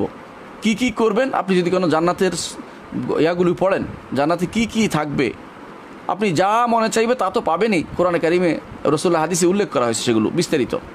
জান্নাতে আপনার জন্য খাদেম থাকবে, ফরাশ থাকবে, ঘর থাকবে, বাড়ি থাকবে, নদী থাকবে, নাহার থাকবে, নালা থাকবে, আপনার জন্য খাদেম থাকবে, আপনার জন্য জান্নাতে আপনি যা চাইবেন সেটাই পাবেন। কি আপনি উল্লেখ করবেন? আল্লাহ তাআলা কোরআনে কারীম বলেছেন, ফালা তা'লামু নাফসুম মা উখফিয়া লাহুম মিন কুররাতি আয়ুন জাযাআন বিমা কানু ইয়ামালুন। কোনো মানুষ জানে না তাদের জন্য গোপনে কী জিনিস রাখা হয়েছে জান্নাতে। গোপনে কেন বলা হয়েছে? হাসান বসরি রহমতুল্লাহ আলাইহি বলেন, গোপনে এই জন্য বলা হয়েছে, জান্নাতে তারাই তো যাবে যারা এখলাস আছে। এখলাস তো ওই ব্যক্তি বোঝে যে গোপনে আমল করে, রাতের অন্ধকারে কেউ দেখেনি, চুরি করে আমল করছে, স্ত্রীও জানেনি। স্বল্প সারানি এমন মানুষও ছিলেন যারা আমল করতেন, স্ত্রী 30 বছর বুঝতে পারেনি তার স্ত্রী যে সে তাহাজ্জুদ পড়ে, আর আমরা সেটাকে প্রচার করে বেড়াই, অমুক তাহাজ্জুদ গুজার, অমুক এইটা রাতের বেলা দেখছি তাহাজ্জুদের সময় এটা করছে, ইত্যাদি ইত্যাদি। আমরা তাহাজ্জুদ পড়ি বলে বেড়াইলে তো এটা আপনি বলেই দিলেন, মানুষের জেনে গেল, আপনি আল্লাহর কাছে আর কী পাবেন? এমন কিছু আমল রাখতে হবে গোপন করে, যেটা আল্লাহ গোপন জিনিসটা পান। আল্লাহ গোপন করে রেখেছে, আপনাকে গোপনভাবে দিবে, যেটা আপনি আল্লাহর জন্য একান্তভাবে করছেন, এটার বিনিময়ে দিবে জান্নাত বিমা কানু ইয়ামালুন। আর যেটা মানুষের জন্য করেছেন, দেখানোর জন্য, হজ ওমরাজ অথবা কোরবানি, মানুষ বড় বড় গরুটা, এগুলি দুনিয়া দেখানো হয়ে যাবে, এগুলি আখিরাতে তার জন্য কিছুই থাকবে না। এটা রাসূলুল্লাহ সাল্লাল্লাহু আলাইহি ওয়াসাল্লাম হাদিস দিয়ে প্রমাণিত হয়েছে। সুতরাং জান্নাতে অনন্তকাল ধরে আপনি কি থাকবে, শুধু কি থাকবে না সেটা আপনি বলেন, সবই থাকবে, আপনি যা চাইবেন তা সবই পাবেন। তবে সেখানে অন্তরে কোনো হারাম জিনিস দিতে হবে না। দুনিয়ার বুকে আপনার কাছে হারামটা ভালো লাগে, হালাল বাদ দিয়ে। অনেক মানুষ আছে ঘরের এসি রেখে বাইরে যেতে ভালো লাগে, অনেক মানুষ আছে পানীয় ভালো না খাইতে পচাটা খাইতে ভালো লাগে, অনেক মানুষ আছে দুর্গন্ধটা ভালো লাগে, অনেক মানুষ আছে মিথ্যা কথা বলতে ভালো লাগে। এগুলি থাকবে না। আল্লাহ তাআলা কোরআনে কারীম বলেছেন, লা লাগবুন ফি ওয়ালা তা'যীম, এর মধ্যে জান্নাতে কোনো লাগব থাকবে না, বেহুদা অসার কথা থাকবে না, ওয়ালা তা'যীম, গুনার কিছু থাকবে না। সুতরাং আপনি যদি চান সেখানে আপনার বাচ্চা কাচ্চা সংসার হোক, আল্লাহ সেটার ব্যবস্থা করে দিবেন, কোনো সমস্যা নেই। কিন্তু সেখানেও আপনার বউর কোনো কষ্ট হবে না, হাইজ নেফাস চলা বউ হবে না, মুখ থেকে দুর্গন্ধ আসবে এরকম কোনো বউ হবে না, কোনো স্বামী হবে না, আপনার এমন কোনো কষ্টকর জিনিস থাকবে না, দুর্গন্ধ থাকবে না, বাথরুমে যেতে হবে না, পেশাব পায়খানা থাকবে না, আপনার জন্য আনন্দ যেটা থাকে, যেটাতে আনন্দ নষ্ট হয় এমন কোনো কিছু থাকবে না, আপনার সেখানে কোনো কাঁটাযুক্ত কিছু থাকবে না, কষ্টকর কিছু থাকবে না, যেগুলো থাকবে। এই জন্য আল্লাহ তাআলা মানদুদ বলেছেন, দেখেছেন সব কিছুতেই এমন কোনো কিছু থাকে না যেখানে আপনার জন্য কষ্ট হবে এমন কিছু বলা হয় নাই। সারি কাঁদি সব কিছু থাকবে, যেটা আপনি সূরা এতে পড়তে পারেন। সূরা গাশিয়ার মধ্যে উল্লেখ আছে যে এগুলো আল্লাহ তাআলা রাখবে আপনার জন্য, যেমন সূরা ওয়াকিয়ার মধ্যে উল্লেখ আছে এগুলো আপনার জন্য, সূরা আর রহমানে উল্লেখ আছে আপনার জন্য, এগুলি থাকবে। কোরআনে কারীমের বিভিন্ন আয়াতে এবং হাদিসে রাসূলুল্লাহ স্পষ্ট বলে দিয়েছেন কি না থাকবে। এগুলি সবই তাকরিব, এগুলি সবই হচ্ছে কাছে নিয়ে দেওয়া। এগুলি থাকবেই, নাম একটি হবে কিন্তু স্বাদ গন্ধ রূপ ভিন্ন হবে। কলার কথা বলা হচ্ছে, অনেকে বলেন আমি তো কলা খেতে পারি না। আখিরাতের কলা দুনিয়ার কলা এক নয়, আখিরাতের কলা জিনিসটাই আলাদা। আপনি সে যদি কোনো না খাইতে চান আল্লাহ আপনাকে দিবেন না, এই জন্য চাইতে হবে আল্লাহর কাছে। অনেকে আছে আল্লাহ দিদার চায় না, আল্লাহ সাক্ষাৎ চায় না, আল্লাহ তাআলা সাক্ষাৎ দিবেন না, জান্নাতে গেলেও সে পাবে না, কিন্তু তার মনে এটা উদিত হবে না, অর্থাৎ এই নেয়ামত থেকে বঞ্চিত হবে সে। এই জন্য আল্লাহর কাছে সবই চেয়ে নিতে হয়। আল্লাহ আমাকে আপনার দিদার নসিব করুন, আসআলুকা লাযযাতা নাযিলা ওয়াজহিকাল কারীম, এবং আপনার সম্মানিত চেহারার দিকে তাকানোর যে স্বাদ, এটা আমি পাই, এটা আমি চাই আপনার কাছে, আল্লাহ আপনি দেন। এটা দোয়া করতে রাসূলুল্লাহ সাল্লাল্লাহু আলাইহি ওয়াসাল্লাম 11টি দোয়া একসাথে করেছেন, এর মধ্যে একটি দোয়া যে আসআলুকা লাযযাতা নাযিলা ওয়াজহিকাল কারীম, আপনার চেহারার দিকে তাকানোর যে স্বাদ, এটা আমি আপনার কাছে চাই। এটা চাইবেন দুনিয়ার বুকে। যখনই আপনি কোরআন কারীমে দেখবেন ইন্নামা নুতঈমুকুম লিওয়াজহিল্লাহ ইবতিগা ওয়াজহিল্লাহ। আল্লাহর চেহারার কথা বলা, চেহারা হচ্ছে আল্লাহর চেহারা, জান্নাতে যাওয়ার উদ্দেশ্য, আপনার চেহারার বিনিময়ে চাচ্ছি, জান্নাতে গেলে আপনার চেহারা দেখতে পাবো, এটার ওসিলা চাচ্ছি। অর্থটা এইভাবে করতে হবে। যেখানে আপনি ওয়াজহ পাবেন অর্থ হচ্ছে আল্লাহর চেহারা। কোরআনে কারিমে আল্লাহর চেহারা দেখবো আমরা সবাই, কথা জান্নাতে যদি যেতে পারি। আর যারা বিশ্বাস করে না তারা জান্নাতে গেলেও দেখবে না, তাদের সেই নেয়ামত মাথা উদিতে হবে না। এখন অনেকে বলতে পারেন জান্নাতে গেল কিন্তু তো নেয়ামত কিছু পাইলো না এই জন্য কারণ সে চায়নি, এবং সেটা আল্লাহ তার মাথায় উদিত হয়নি কোনো দিন। এরকম যারাই এরকম আল্লাহর নেয়ামতকে অবজ্ঞা করবে, আল্লাহর নেয়ামতের বিরুদ্ধে বলবে, যদি কোনোদিন জান্নাতে যায়ও ইমানদার কুফুরির কাফের না হওয়ার কারণে ইমান জান্নাতে একসময় যাবে, কিন্তু সেই নেয়ামত থেকে বঞ্চিত হবে, কারণ এই নেয়ামত সে আল্লাহর কাছে চেয়ে নেয়নি, আল্লাহকে বিশ্বাস করতো না। যেটা বিশ্বাস করে না পাবে না, যেটা বিশ্বাস করছে নেয়ামত সেটা পাবে। এই জন্য আমরা বিশ্বাস করি সব, কোরআন হাদিসে যা আছে সবই বিশ্বাস করি। তার চেহারা দেখবে এটা বিশ্বাস করি। যারা তার চেহারা নাই বলে তাদেরকে আমরা মনে করি তারা পথভ্রষ্ট, যারা তার চেহারা অস্বীকার করে তাদেরকে আমরা পথভ্রষ্ট মনে করি। তবে তার চেহারা কোনো সৃষ্টিকুলের কোনো চেহারার মতো নয়। লাইসা কামিসলি শাইউন ওয়া হুয়াস সামিউল বাসির, এটা বিশ্বাস করতে হবে। আপনারা আমার এই জন্য জান্নাতে যা চাইবেন তা পাবেন। কী কী ঘটতে পারে যা আল্লাহ রাসূল বলে দিয়েছেন কী কী ঘটবে, সেগুলির কোনো আনন্দ কোনোদিন শেষ হবে না। পরস্পর দেখা হবে, কথা হবে, বাজার হবে, ইখওয়ান আলা সুররি মুতাকাবিলিন, ভাইরা বসে বসে থাকবে, গল্প করবে, আনন্দ আর আনন্দ, সে অনাবিল আনন্দ কোনোদিন শেষ হবে না, এটা ইমান রাখতে হবে। এবং সেটার মধ্যে লা ইয়াবগুনা হিওয়ালা, সেখানে অন্য খাতে যাবেন না, যাওয়ার জন্য চেষ্টাও করবে না, কারণ আপনি যেটা চাইবেন সেটাই তো, অন্য কী চাইবেন সেটাও আছে। আপনি বলেন যে এটা আমি চাই না, আজকে আমি এই ঝাল তরকারি, সে ঝালের ব্যবস্থা হবে। মিষ্টি তরকারিকে আপনি খাবেন ওখানে, যেটা আপনার খাওয়া দরকার সেটা খাবেন, যেটা আপনার পান করা দরকার পান করবেন। আল্লাহ তাআলা সেটা উল্লেখ করেছে, সুতরাং আপনার জন্য কোনো কিছু সমস্যা হবে না। সুতরাং কেন আপনি চিন্তা করতেছেন এটা নিয়ে? আপনি এখন চিন্তা করেন একটাই, আল্লাহ আমাকে জান্নাত নসিব করো, এটাই দোয়া করেন। সকালে 3 বার দোয়া করবেন, আল্লাহুম্মা ইন্নী আসআলুকাল জান্নাতা, আল্লাহুম্মা ইন্নী আসআলুকাল জান্নাতা, আল্লাহুম্মা ইন্নী আসআলুকাল জান্নাতা। রাসূলুল্লাহ সাল্লাল্লাহু আলাইহি ওয়াসাল্লাম বলেছেন, কেউ যদি আল্লাহর কাছে 3 বার জান্নাত চায়, জান্নাত বলে আল্লাহ তাকে আমাকে দাও, অর্থাৎ সেজন্য আমার কাছে আসতে পারে, সে তৌফিক দাও। কেউ যদি অনুরূপভাবে জাহান্নাম থেকে মুক্তি চান, আল্লাহুম্মা ইন্নী আউযু বিকা মিনান নার বলেন, আল্লাহ আমি জাহান্নাম থেকে মুক্তি চাই 3 বার বলেন। রাসূলুল্লাহ সাল্লাল্লাহু আলাইহি ওয়াসাল্লাম বলেছেন, কেউ যদি জাহান্নাম থেকে মুক্তি চায় 3 বার, জাহান্নাম বলে আল্লাহ তাকে আমাকে দিও না, তাকে আমার কাছে আনিও না। তাহলে আপনি এইভাবে মুক্তি চান, জান্নাতে গেলে আপনি কী চাইবেন কী সবই পাবেন। ওইটার জন্য এখন এত সে লম্বা চিন্তা না করে কোরআন এবং হাদিসে যা আসছে সব বিশ্বাস করেন এবং বলেন যে আমি যেটা চাইবে সেটাই পাবো। আল্লাহ বলছেন লাকুম ফিহা মা তাশতাহি আনফুসুকুম, মন যা চাইবে তা পাবেন। সুতরাং এত টেনশনের দরকার নেই, আপনি সব পাবেন। এবং আপনি যদি বলেন যে আমার হাওয়া বদল দরকার, সেটাও ব্যবস্থা করবে। যদি বলেন আমি এই বাড়ি চাই না আরেক বাড়ি চাই, ওইটাও ব্যবস্থা করবে। বাড়ি নয়, পুরো আরেক জান্নাত দিবে, আরেক পৃথিবী আপনাকে দিবে। এত বড় পৃথিবী, যদি উড়তে চাই উড়তে দিয়ে ওখানে চলে যাবেন। কোনো গাছের নিচ দিয়ে 100 বছর আপনি চলতে পারবেন। সেটা এখন জান্নাতের সেই জিনিসগুলো দুনিয়াতে কেউ পরিপূর্ণভাবে ধারণ করতে পারবে না। যেগুলি বলা হয়েছে এগুলি বিশ্বাস করুন, এগুলির মধ্যে চলতে থাকুন। আল্লাহ আমাদেরকে বোঝার তৌফিক দান করুন। পরে বলছেন আপনি মানে তাদের কি পিছনে কোনো কথা কি মনে থাকবে? এতদিন বা 1000 বছর পার করে আসলাম, এমন কিছু আল্লাহ যাদেরকে যেটা মনে করে এটা মনে করিয়ে দেবেন। এগুলি এটার মধ্যে আপনি যেটা বলতেছেন, হ্যাঁ যাদের মনে করবে সে মনে করবে। এমন কি স্ত্রী পুত্রের কথা মনে হবে, তাদের বাচ্চা কাছে মনে হবে, তারা আল্লাহ তাআলা তাদের থাকার ব্যবস্থা করে দেবেন। একই কাছাকাছি এক জান্নাতে এত মানুষের জায়গা হবে করবেন আল্লাহ তাআলা, এক প্রত্যেককে 10টা করে জান্নাত দেবেন। ছোটো একবার পরে যারা জান্নাতে সবচেয়ে পরে যে জান্নাতে যাবে, এরকম জান্নাত আপনি যদি বলেন যে আমার স্ত্রী পুত্র চলে আসুক, সাথে সাথে চলে আসবে সবাই। এরা কাছে থাকুক, আমি দেখতে পাই সেই ব্যবস্থাপনা করে দেবেন। কে করতেছে আমি দেখতে পাই, সেটাও দেখতে পাবেন, প্রাইভেসি ছাড়া সবই আপনি বুঝতে পারবেন। তাহলে আপনার জন্য আগের কথা মনে থাকবে কিনা? আগের কথা মনে থাকবে, আল্লাহ যেটা ইচ্ছা করে মনে করে দেবেন। কারণ আপনার জন্য আমার জন্য এই জন্য জান্নাত চাওয়া দরকার, অন্য কিছু বাদ দিই জান্নাতে দিতে পারে ইনশাআল্লাহ, আল্লাহ তাআলা সব কিছু দিবেন। রাসূলুল্লাহ সাল্লাল্লাহু আলাইহি ওয়াসাল্লাম এটাই বলতেন। কখনো বলতেন আল্লাহ জান্নাতের শিখাই দেন না, কখনো জান্নাতের আল্লাহ 2টা কলার ব্যবস্থা করে দাও, 2টা আপেলের ব্যবস্থা, এগুলি বলেন নাই। বলছি জান্নাতে যাও দোয়া করতে বলেছেন আমভাবে, সেটা আমরা করবো ইনশাআল্লাহ। হাদিস এবং সুন্নাহর মধ্যে পার্থক্য কী? হাদিস এবং সুন্নাহর মধ্যে কী পার্থক্য, এই নিয়ে অনেকেই আধা জল খেলে নেমেছেন। যে কেউ যে হাদিস এবং সুন্নাহর মধ্যে পার্থক্য করতেই হবে, আবার কেউ দুইটাকে একেবারে না, একই শব্দ, কোনো পার্থক্য না, এটাও আবার বলে থাকেন। হাদিস এবং সুন্নাহর মধ্যে পার্থক্য কী? প্রথমত কিছু মানুষ আছে যারা বলে যে দুটোর মধ্যে বিরাট পার্থক্য, এটা আগে উল্লেখ করি। একদল মানুষ মনে করে থাকে হাদিস এবং সুন্নাহর মধ্যে বিরাট পার্থক্য। হাদিস হচ্ছে রাসূলের বাণী, আর সুন্নাহ হচ্ছে যেগুলো আমলি, যেগুলো আমল করা যায়, আর বা যেগুলো আমল করা যায় না এগুলো হাদিস হিসেবে থাকবে। এই জাতীয় ব্যাখ্যা আমাদের সালফে সালেহিন কখনো করেন নাই। এগুলি পরবর্তী লোকেরা কেউ করেছে, কেউ করেছে, আগে কেউ করলেন। সালাফরা কোনোদিন এটা করতেন না। তারা হাদিস বলতে সুন্নাহ বলতেন, সুন্নাহ বলতে হাদিস বলতেন, হাদিস বুঝতেন। আপনি এই জন্য দেখবেন সুনানের কিতাব সমূহ আছে, কিতাব সুনান ইবনে মাজাহ, সুনান তিরমিজি, সুন্নার কিতাব এগুলো সুন্নাহ। সুনান ইবনে মাজাহ, সুনান তিরমিজি, সুনান ইমাম আহমদ ইবনে হাম্বল, সুনান আব্দুল্লাহ ইবনে আহমদ ইবনে হাম্বল, সুনান ইবনে আবি আসম, সুন্না লি আবি দাউদ, সুন্না লি আবি দাউদ, সুন্না নামে মানে শত কিতাব আছে, ছোটো ছোটো মিলিয়ে বিভিন্ন আকিদের কিতাবও সুন্না লেখা হয়েছে। তো সুন্না নামে যেগুলো লেখা হয়েছে এগুলোতে হাদিস নেই, সবগুলি হাদিস আছে যেগুলো আমলই না, রাসূল সাল্লাল্লাহু আলাইহি ওয়াসাল্লাম বলেছেন, কাজ করেন নাই। তাহলে যারা বলে সুন্না নামে শুধুমাত্র ওইগুলিকে বোঝার যেগুলো আমলিগুলি, এটা ঠিক বলেন নাই। কারণ সুন্না নামে কিতাব লেখা হয়েছে, এগুলিতে হাদিসও আছে, কথাও আছে, আমলিও আছে, যেগুলো কোনোদিন আমল করে না সেগুলিও আছে। রাসূলুল্লাহ সাল্লাল্লাহু আলাইহি ওয়াসাল্লাম বলেছেন যে ব্যক্তি জিজ্ঞাসা করেছিল যে আমরা যে অল্প পানি নিয়ে যাই, আমরা যদি কোনো সমুদ্রে যাই, সেই সমুদ্রের পানি দিয়ে ওযু করতে পারবো কি না? রাসূল কি বলেছেন?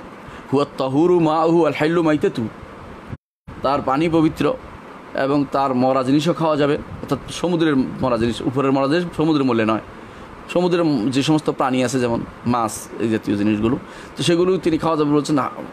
আল হাইলু মাইতাতু হালাল। সেখানে আপনি দেখেন এটা কিন্তু রাসূল নিজে খান নাই, রসুল কিন্তু নিজে সমুদ্রের উপর যাইয়া ওযু করে আসেন নাই, মুখে বলেছেন শুধুমাত্র। এখন আপনি কি সুন্নাহ এবং এটা কি সুন্নাহ বলবেন না? অবশ্যই সুন্নাহ, কারণ এটা আবু দাউদ, নাসাই, তিরমিজি, ইবনে মাজাহ সব হাদিসের কিতাবে আসছে। এটা সুন্নাহ।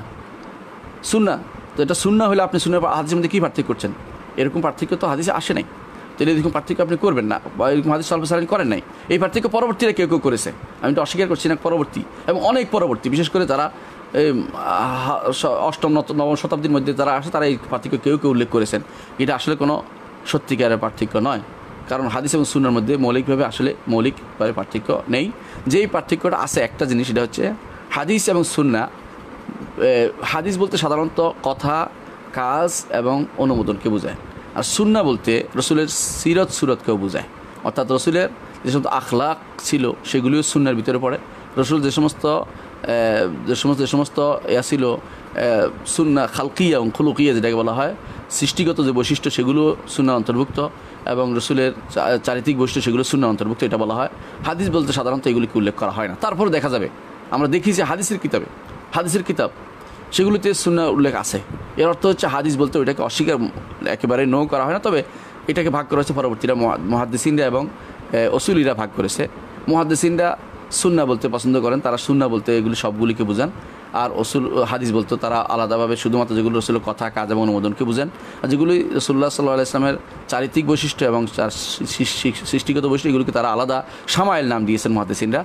আর অন্যরা সেটাকে যারা উসুলি আছে তারা এইভাবে ভাগ করেছে যে সুন্নাহ আমালিয়া, সুন্নাহ যেগুলো রাসূলুল্লাহ সাল্লাল্লাহু আলাইহি ওয়াসাল্লামের কথা, কাজ এবং কথা অনুমোদন, এগুলো হচ্ছে হাদিস। আর যেগুলো রাসূলুল্লাহ সাল্লাল্লাহু আলাইহি ওয়াসাল্লামের কথা, কাজ, অনুমোদন এবং সাথে সাথে তার চারিত্রিক বৈশিষ্ট্য এবং তার সৃষ্টিগত বৈশিষ্ট্য, এগুলো তারা সুন্নাত বলে থাকেন। এটা একটা অতিরিক্ত জিনিস, যেটা পার্থক্য, এটার মধ্যে আমলের ক্ষেত্রে কোনো পার্থক্য হয় না। এই জন্য যারা আহলুস সুন্নাহ তারা আসহাবুল হাদিস, যারা আসহাবুল হাদিস তারা আহলুস সুন্নাহ। এই সুন্নাহর মধ্যে পার্থক্য করা যায় না। এগুলির মধ্যে পার্থক্য করার অর্থ হচ্ছে আমরা বিভ্রান্তি ডেকে আনা, এটা যেন কখনো না করি। যারা এগুলি করবে তারা আসলে ভুল পথের উপর আছে। এই জন্য কোনো সালফে সালিনকে আপনি দেখবেন না তারা সুন্নাহ এবং হাদিসের মধ্যে পার্থক্য করে নাই। তারা হাদিসের কিতাবে সুন্নাহ নিয়ে আসছেন, সুন্নাহর কিতাব দিয়ে হাদিস নিয়ে আসছেন, এরা এর মধ্যে কোনো পার্থক্য করে নাই। এবং এটা দ্বারা এটাই বুঝতেন। রাসূলুল্লাহ সাল্লাল্লাহু আলাইহি ওয়াসাল্লাম হাদিস বর্ণনা করেছেন, দেখেন রাসূলুল্লাহ সাল্লাল্লাহু আলাইহি ওয়াসাল্লাম হাদিস বর্ণনা করেছেন, এগুলি সুন্নাহর কিতাবে নিয়ে আসছে। রাসূল হাদিস বলেছেন, মান হাদাসা আন্নী হাদিসান ওয়ারা আন্নাহু কাযাবা ফিহি ফাকাদ ফালিয়াতাবা মাকআদাহু মিনান নার। যে ব্যক্তি জেনে শুনে আমার উপর কোনো হাদিস বর্ণনা করবে এবং সে দেখে যে মিথ্যা বলছে, জাহান্নামে যেন তার বাড়িঘর করে নেয়। হাদিসে আসছে, এটা হাদিসে সুন্নাহ, এটা কারণ এটা হাদিসের সুন্নাহর কিতাবে আসছে। সুতরাং এগুলির মধ্যে এই জাতীয় পার্থক্য যারা করে থাকেন তারা সঠিক কাজটি করেন না। এগুলি হচ্ছে পরবর্তীদের বিভিন্ন বানোয়াট কাহিনী, কর্মকাণ্ড, এগুলির মাধ্যমে তারা যে জিনিসটা করতে চাচ্ছে সেটা হচ্ছে রাসূলুল্লাহ সাল্লাল্লাহু আলাইহি ওয়াসাল্লামের সুন্নাহ উপর আমল করে কিছু হাদিসের উপর আমল করবেন, কিছু হাদিসের আমল ছাড়বেন, এই বুদ্ধি করে তারা হাদিসের সুন্নাহর মধ্যে পার্থক্য করে থাকেন। না, রাসূলুল্লাহ সাল্লাল্লাহু আলাইহি ওয়াসাল্লাম যা এসেছে, সুন্নাহ হোক, সুন্নাহ নাম দেওয়া হোক বা হাদিস নাম দেওয়া, আপনি যেটাই দেন না কেন, তার কথা, কাজ, অনুমোদন, তার চারিত্রিক বৈশিষ্ট্য, সৃষ্টিগত বৈশিষ্ট্য যদি আমাদের আমল করার মতো কিছু থাকে, সবগুলি আমল করতে হবে, সবগুলি মেনে নিতে হবে, কোনোটাকেই বাদ দেওয়া যাবে না, কোনোটাকেই হাদিস বলে কথা বলে বাদ দেওয়া যাবে না, সবগুলিকেই আমলযোগ্য হিসেবে মনে করতে হবে। যে নাম আপনি যেটাই দেন না কেন আমল করতে হবে। আপনি হাদিস এবং সুন্নাহ যে নামে দেন না কেন, হাদিস এবং সুন্নাহর মধ্যে এই পরিভাষিকগত এই পার্থক্যটা আসলে আমরা পরবর্তীদের মধ্যে দেখেছি, কেউ কেউ করেছেন, খুব কম লোক, কিন্তু এটা হচ্ছে বর্তমানে খুব প্রচলিত একটি ধারা, প্রচলিত একটি নাউজুবিল্লাহ। এই জন্য এটাকে মানা যাবে না, কখনো নয়। সুন্নাহ এবং হাদিসের মধ্যে মৌলিক কোনো পার্থক্য নির্দেশ করা যাবে না। সুন্নাহ এবং হাদিস সবগুলি যেই বলেছে না, কেউ বলে থাকেন যে অমুক সাহেব সুন্নাহ ওলাইসা সাহেব হাদিস, এটার অর্থ এই কথা উদ্দেশ্য নয়। এটা হচ্ছে তিনি আমরা যেটা বলি যে একজন মানুষ সুন্নতের উপর আমল করে কিন্তু হাদিসের কিতাবের উপর তার জ্ঞান কম, এটা বলা হচ্ছে। এইটা বলা হচ্ছে, এইটা উদ্দেশ্য এখানে বলা হয়ে থাকে। সুফিয়ান ইবনে উয়াইনা, মালিক এবং আরেকজন সম্পর্কে, তিনজন সম্পর্কে, আউজাই সম্পর্কে জিজ্ঞাসা করেছে অমুক কি অমুক কি অমুক কি। তো একজন উত্তর দিচ্ছেন যে অমুক হচ্ছেন সাহেবুস সুন্নাহ, অর্থাৎ তিনি বুঝেন, তিনি জিনিস বুঝেন, তবে হাদিসের ক্ষেত্রে তার অবদান কম। আরেকজন হচ্ছে সাহেবু হাদিস, অর্থাৎ হাদিস নিয়ে গবেষণা করেন। আরেকজন হচ্ছে তিনি এরকম, এভাবে তিনি বলেছেন, অর্থাৎ এক একজন এক এক গবেষণার ফিল্ডকে আলাদা করা হচ্ছে।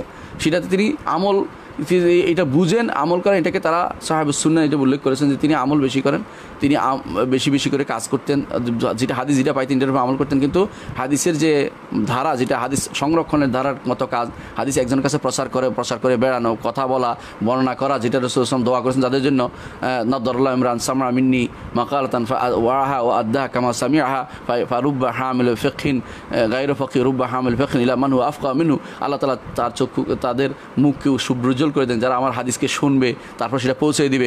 এই জাতীয় পৌঁছতে পারেন, অর্থাৎ এত বড় হাদিসের খাদেম হিসেবে বিবেচিত হয় না, এটা বলা উদ্দেশ্য, এটা বলা উদ্দেশ্য।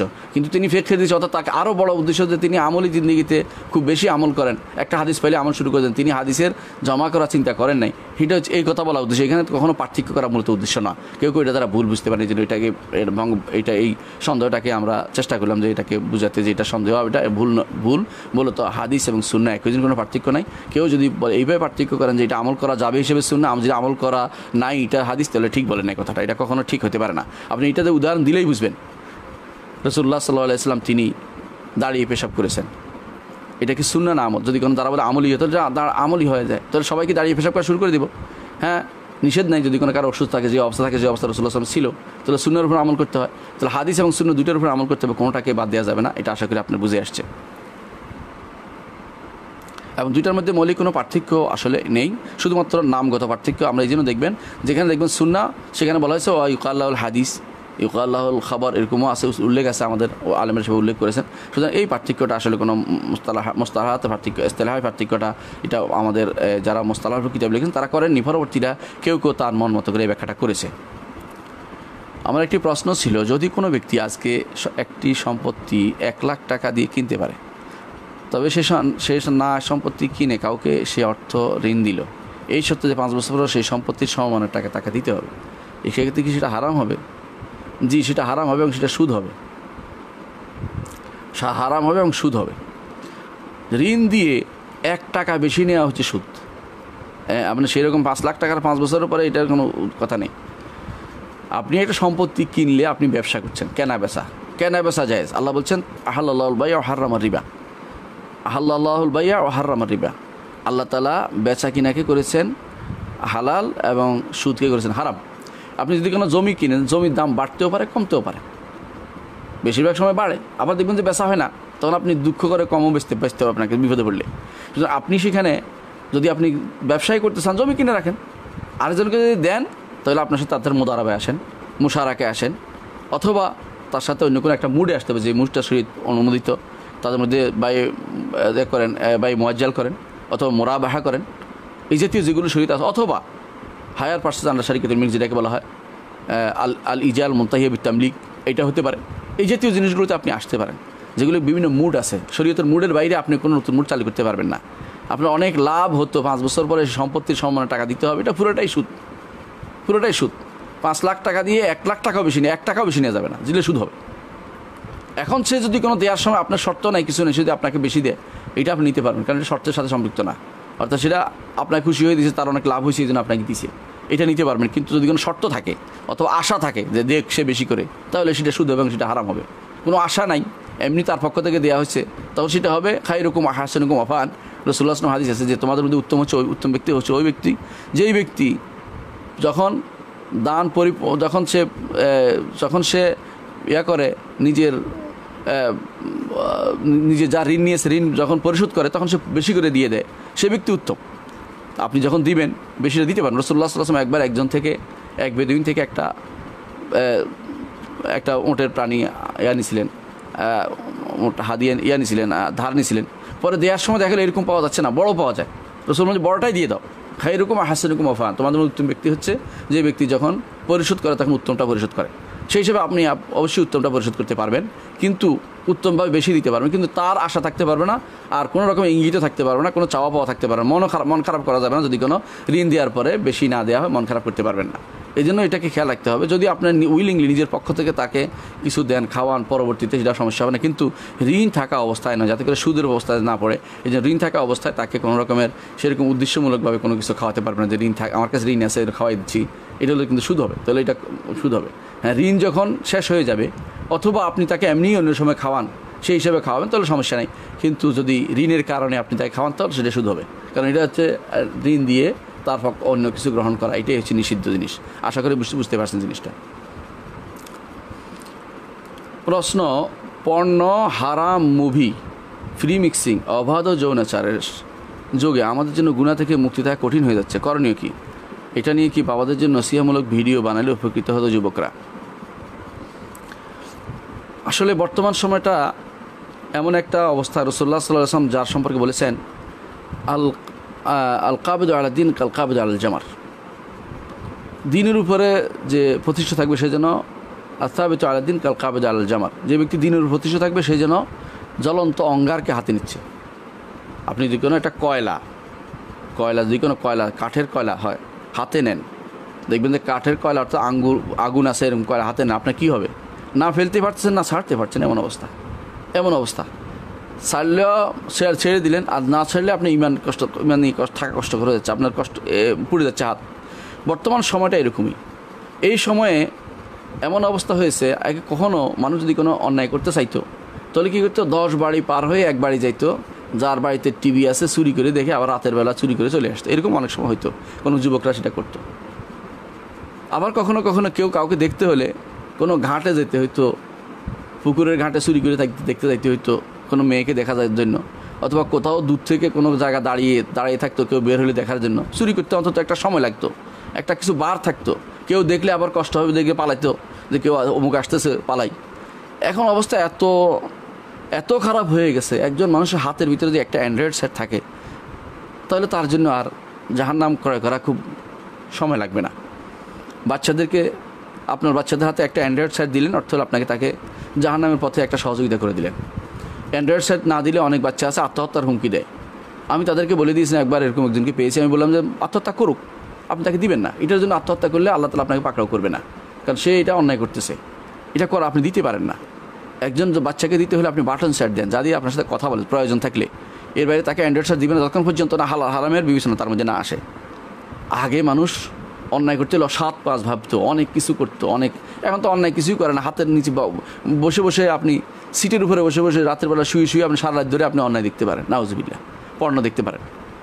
সুতরাং এই অবস্থায় বাবা মার উচিত হবে সন্তানদেরকে প্রথমে যে জিনিসটা দরকার, ছোটোকাল থেকে তাদেরকে দ্বীনের উপর বড় করা। রাজুল নাশা ফি ইবাদাতিল্লাহ, রাসূলুল্লাহ সাল্লাল্লাহু আলাইহি ওয়াসাল্লাম বলেছেন, এমন লোকের, এমন যুবক আরশের নিচে ছায়া পাবে যে যুবক আল্লাহর ইবাদতে বড় হয়েছে, আল্লাহর ইবাদতের বড় হয়েছে, অন্যায় করে না, এরকম ইবাদত বড় হয়েছে, অন্যায়ের মধ্যে প্রবৃত্ত হয়নি। সন্তানদেরকে সেরকমভাবে তৈরি করুন, ঘরে তাদেরকে রাখুন, বাইরে দিবেন না। তাদের মধ্যে ঘৃণা তৈরি করে দিন অন্যায়ের প্রতি, এবং সেগুলো আলোচনা করুন যে এগুলি কী হচ্ছে, তাদের মধ্যে সেগুলোর প্রতি ঘৃণা আসে যেন, সেগুলি যেন কত খারাপ সেটা তার পরিণতি তুলে ধরেন তাদের কাছে। তাদের মধ্যে আপনার বেশি দরকার হচ্ছে আল্লাহর ভয়টা ঢুকিয়ে দেয়া, আখিরাতের কথা তুলে ধরা, যে তোমাকে প্রত্যেকটা জিনিস সম্পর্কে জিজ্ঞাসিত করা হবে। আল্লাহ তাআলা কোরআনে কারীম বলেছেন, ইন্নাস সামআ ওয়াল বাসারা ওয়াল ফুআদা কুল্লু উলাইকা কানা আনহু মাসউলা, তোমার চোখ, তোমার কান, তোমার অন্তর, এগুলি সম্পর্কে তোমার জিজ্ঞাসা করা হবে। এগুলি তাদের মধ্যে আগে ঢুকিয়ে দেন। তোমার অন্তরে যদি খারাপ চিন্তা আসে, আল্লাহ তাআলা কিন্তু সেটার জন্য পাকড়াও করবেন, যদি সেটা ভালো করে গেঁথে যায় অন্তরের ভিতরে। আর যদি কোনো সেটা এসে চলে যায়, সেটা সওয়াব পাবে, তুমি তাড়াই দিতে পারছো। এটা তাদের মধ্যে ছোটোকাল থেকে এটা তুলে ধরতে হবে। তাদেরকে এমন কোনো সঙ্গে দেওয়া যাবে না, সঙ্গদোষে তা নষ্ট হয় বেশি। যে সঙ্গদোষে তারা বন্ধু বান্ধব থেকে দেখে দেখে তারা ওগুলি শিখে, সারা রাত ধরে বসে বসে গান শুনবে। তারা যখন কোনো গান শুনে, এরকম কোনো কিছু আপনি শুনবেন যে কী শুনতেছে, তাদেরকে সে বিকল্প দিবেন প্রয়োজনে। কোরআন পড়তে বলবেন, তাদেরকে হাদিস পড়তে বলবেন, তাদেরকে দিনের সঠিক মাসলাগুলো জানানোর জন্য তাদেরকে ব্যস্ত রাখবেন, তাদেরকে হাদিস মুখস্থ করায় ব্যস্ত রাখবেন, তাদেরকে দিনের বিভিন্ন নতুন হাদিস, বিভিন্ন ইলমিক জিনিস পড়ানোর জন্য ব্যস্ত রাখবেন। আজ ইমানের উপর থাকা খুব কঠিন। অনেক ভাই আমার কাছে অভিযোগ করেন যে সন্ততি নষ্ট হয়ে যাচ্ছে, এই করছে। আপনি তার জন্য কী করেছেন? আপনি সন্ততিকে ঠিক রাখার জন্য ব্যবস্থা করুন। আজকে যে সমস্ত প্রতিষ্ঠানগুলো দিনের বাইরে চলেছে, সেগুলোতে পড়াবেন না। নিজের ঘরে রাখুন, নিজের ঘরে তাদেরকে পড়ানোর ব্যবস্থা করুন এবং তাদেরকে এমন জায়গায় পড়াবেন যেগুলো তারা দিন বুঝলে, যেখানে থাকার পরেও তারা দিনের উপর থাকার জন্য যারা সচেষ্ট থাকে সবসময়, যে না আমি আমার আত্মমর্যাদাবোধ রক্ষা করব, আমি নিজেকে অপমানিত করব না, আমি নিজেকে ক্ষতিগ্রস্ত করব না। এই জন্য সবসময় এই জাতীয় জিনিস থেকে দূরে রাখার জন্য তাদেরকে সাবধান করতে হবে, ছোটো কাল থেকে এভাবে বড় করতে হবে, হারামগুলি সম্পর্কে হারামের ফল তুলে ধরতে হবে। এগুলির মধ্যে আপনার এই থাকলে আপনি বুঝতে পারবেন যে কত কত আপনার সন্তান ইনশাআল্লাহ বড় হবে। তারা বড় হয়ে যেখানে সেখানে তারা বসে যাবে না, যেখানে সেখানে অন্যায় কাজ করবে না, গুনার কাজ করবে না। তারা তখন বুঝতে পারবে যে এগুলি করা যাবে না, এগুলি করলে আমার আর ফিরে আসার সুযোগ নেই, আমি সবচেয়ে নিকৃষ্টতম ব্যক্তিতে পরিণত হব। তাদের কাছে আপনি তুলে ধরুন সাহাবায়ে কেরামের আদর্শ, তাদের কাছে আপনি তুলে ধরুন নবী আম্বিয়া কেরামের আদর্শ, তাদের কাছে আপনি তুলে ধরুন আমাদের পূর্ববর্তী যে সমস্ত ইমামরা চলে গেছেন, আবু হানিফা, মালিক, শাফি, আহমদ, তাদের আদর্শ তুলে ধরুন। তাদের কাছে আপনি তুলে ধরুন যে আমাদের সোনালী যুগে যে সমস্ত মুহাদ্দিসিনরা চলে গেছেন, বুখারী, মুসলিম, আবু দাউদ, তিরমিজি, নাসাই, ওদের আদর্শ তুলে ধরুন। তাদের কাছে ইমামদের আদর্শ তুলে ধরুন, যারা যুগ যুগ ধরে দ্বীনের খেদমত করেছে, তাদের আদর্শ তুলে ধরুন। এবং মনে করুন তাদের প্রত্যেকের কাছে দাওয়াতের যে সুফল সেটা তুলে ধরুন, যে একজন মানুষের কী দায়িত্ব আর আমরা কি করছি। তাদেরকে এই সূরা আসরের 4টি মূলনীতি সম্পর্কে ভালো ধারণা দিন। এইভাবে তাদেরকে আপনি দিনের মধ্যে রাখতে পারবেন। নইলে বর্তমান সময়ে দিনের উপর রাখা খুব কঠিন। প্রত্যেকটি পরিবার ধ্বংসের মধ্যে চলে যাচ্ছে, ধীরে ধীরে পরিবারগুলো ধ্বংস হচ্ছে, ভবিষ্যৎ প্রজন্ম নষ্ট হচ্ছে, এর মাধ্যমে একটি জাতি পুরোটাই নষ্ট হয়ে যাবে। সুতরাং আমাদেরকে ফিরে আসতে হবে, দিনের দিকে বুঝাতে হবে, নিজেরা বুঝুন, নিজেরা অন্যায় কাজ থেকে দূরে থাকুন। পিতামাতা যদি সন্তান সন্ততির জন্য আদর্শ না হন, তাহলে কখনও আপনি বর্তমান সময়ে আপনার সন্তানদেরকে দূরে রাখতে পারবেন না। আল্লাহ আমাদেরকে আদর্শ হিসেবে নিজেকে প্রস্তুত করার তৌফিক দান করুন এবং আমাদের সন্তানদেরকে দিনের উপর রাখুন এবং তাদেরকে দিন বুঝার তৌফিক দান, তাদেরকে প্রথম দিন থেকেই হারামের থেকে তাদের অনীহা তৈরি করার মতো কর্মকাণ্ডগুলো দেখাই দিবেন, যেগুলোর কারণে তারা বুঝতে পারে যে এই কাজটি কখনও ঠিক নয়, এই কাজে যারা করছে তারা সবই নিকৃষ্টতম মানুষ। এদেরকে দাওয়াতের পথে রাখতে হবে, নিজেদেরকে সন্তানদেরকে নিজেরা দাওয়াতের পথে থাকতে হবে। তাহলে ইনশাআল্লাহ বর্তমান সময়ে আমরা এই বিপদ থেকে মুক্তি পেতে পারি। আল্লাহ আমাদেরকে বোঝার তৌফিক দান করুন। হারাম শরীফের কতটুকু এরিয়ার মাঝে নামাজ পড়লে 1 রাকাতে 1 লক্ষ রাকাতে সওয়াব পাবে? হারামের বাউন্ডারি কতটুকু? হারাম বলতে আশা করি আপনি মক্কার হারামের কথাই বুঝাচ্ছেন।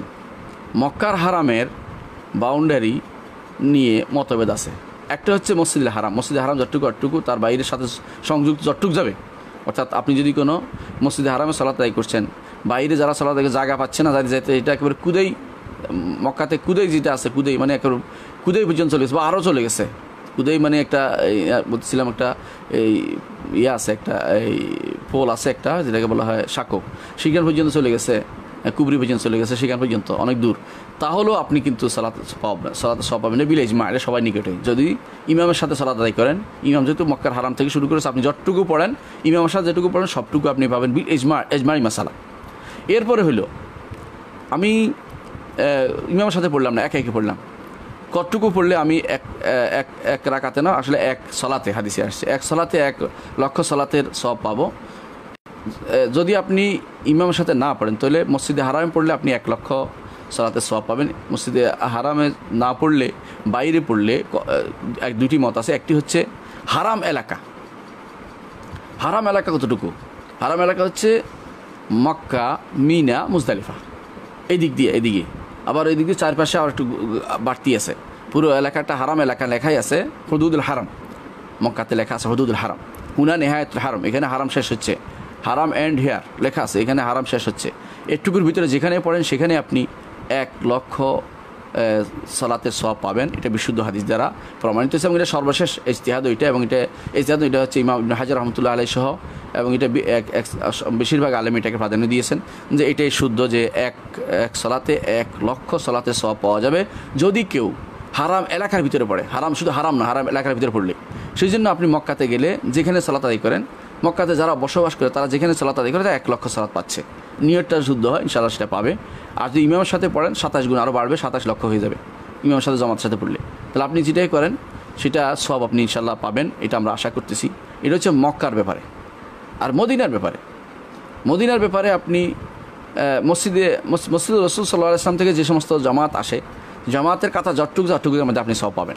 অর্থাৎ 1000, বিশুদ্ধ মতে দিলে 1000 সব পাবেন, 1000 সালাতে সব পাবেন।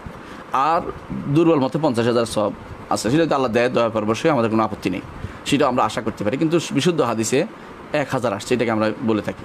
তো 1000 সওয়াব, 1000 সালাতের সওয়াব পাবেন আপনি রাসূলুল্লাহ সাল্লাল্লাহু আলাইহি ওয়াসাল্লামের মসজিদে ইমাম যিনি আছেন তার সাথে যদি ইক্তেদা করে আপনি যত দূরে যান না কেন, একেবারে বাঙালি মার্কেট পর্যন্ত চলে গেলেও, বাবু তাম্মার পর্যন্ত বা আরও দূরে চলে গেলেও, আপনি অহুদ পর্যন্ত চলে গেলেও অথবা আরও বেশি গেলেও আপনি কিন্তু এই সালাতটা পেয়ে যাবেন, এই অর্থাৎ 1000 রাকাতের সওয়াব পাবেন। এরপরে যদি আপনি একাকী পড়েন, কোথায় পাবেন? একাকী পড়লে শুধু মসজিদে হারামের যেখানে বাউন্ডারি দেওয়া আছে এর ভিতরে যদি পড়েন তাহলে আপনি শুধুমাত্র 1000 রাকাতে 1000 সালাতে সওয়াব পাবেন, 1000 সালাতে সওয়াব পাবেন। বাউন্ডারির বাইরে গিয়ে কোথাও পড়লে আপনি পাবেন না, যেখানে মসজিদের বাউন্ডারি দেওয়া হয়েছে। এখন মসজিদের বাউন্ডারি কতটুকু দেওয়া আছে, যেটুকুর মধ্যে মসজিদ হিসাবে পরিগণিত। এখানে যদি কোনো এখন কেউ বলতে পারেন যে এখানে তো হাইয়াদুন উফাসা এরাও ঢুকে, এরা ঢুকাটা উচিত নেই ওখানে। যদি কোনো কারণ তারা ঢুকে তারা বেরিয়ে যাবে, ইল্লা আবিরি সাবিল হিসাবে। পথ হায়াদ এবং উফাসারা মানে যারা এই অবস্থা রোগী আছে, তারা মেয়েদের রোগী যারা আছে তারা এখানে ঢুকে অবস্থান করবে যদি কোনো তারা রোগ থাকে। নাহলে এটা ঢুকার জায়গা না, এটা মসজিদ হিসাবে পরিগণিত, এটাকে বেড়া দেওয়া হয়েছে আলাদাভাবে। এখানে মসজিদ হিসাবে রাখা হচ্ছে এটাকে। তো সুতরাং মসজিদ হিসেবেই সেটাকে ধরা হবে এবং সেখানে যদি কোনো কেউ সালাত আদায় করে ভিতরে মসজিদের এই অংশটুকু পুরোটার ভিতরে যেখানে সালাত আদায় করে সে 1000 সালাতের সওয়াব পাবে। এটা হচ্ছে বিশুদ্ধতম মত। আশা করি বিষয়টা বুঝতে পারছেন।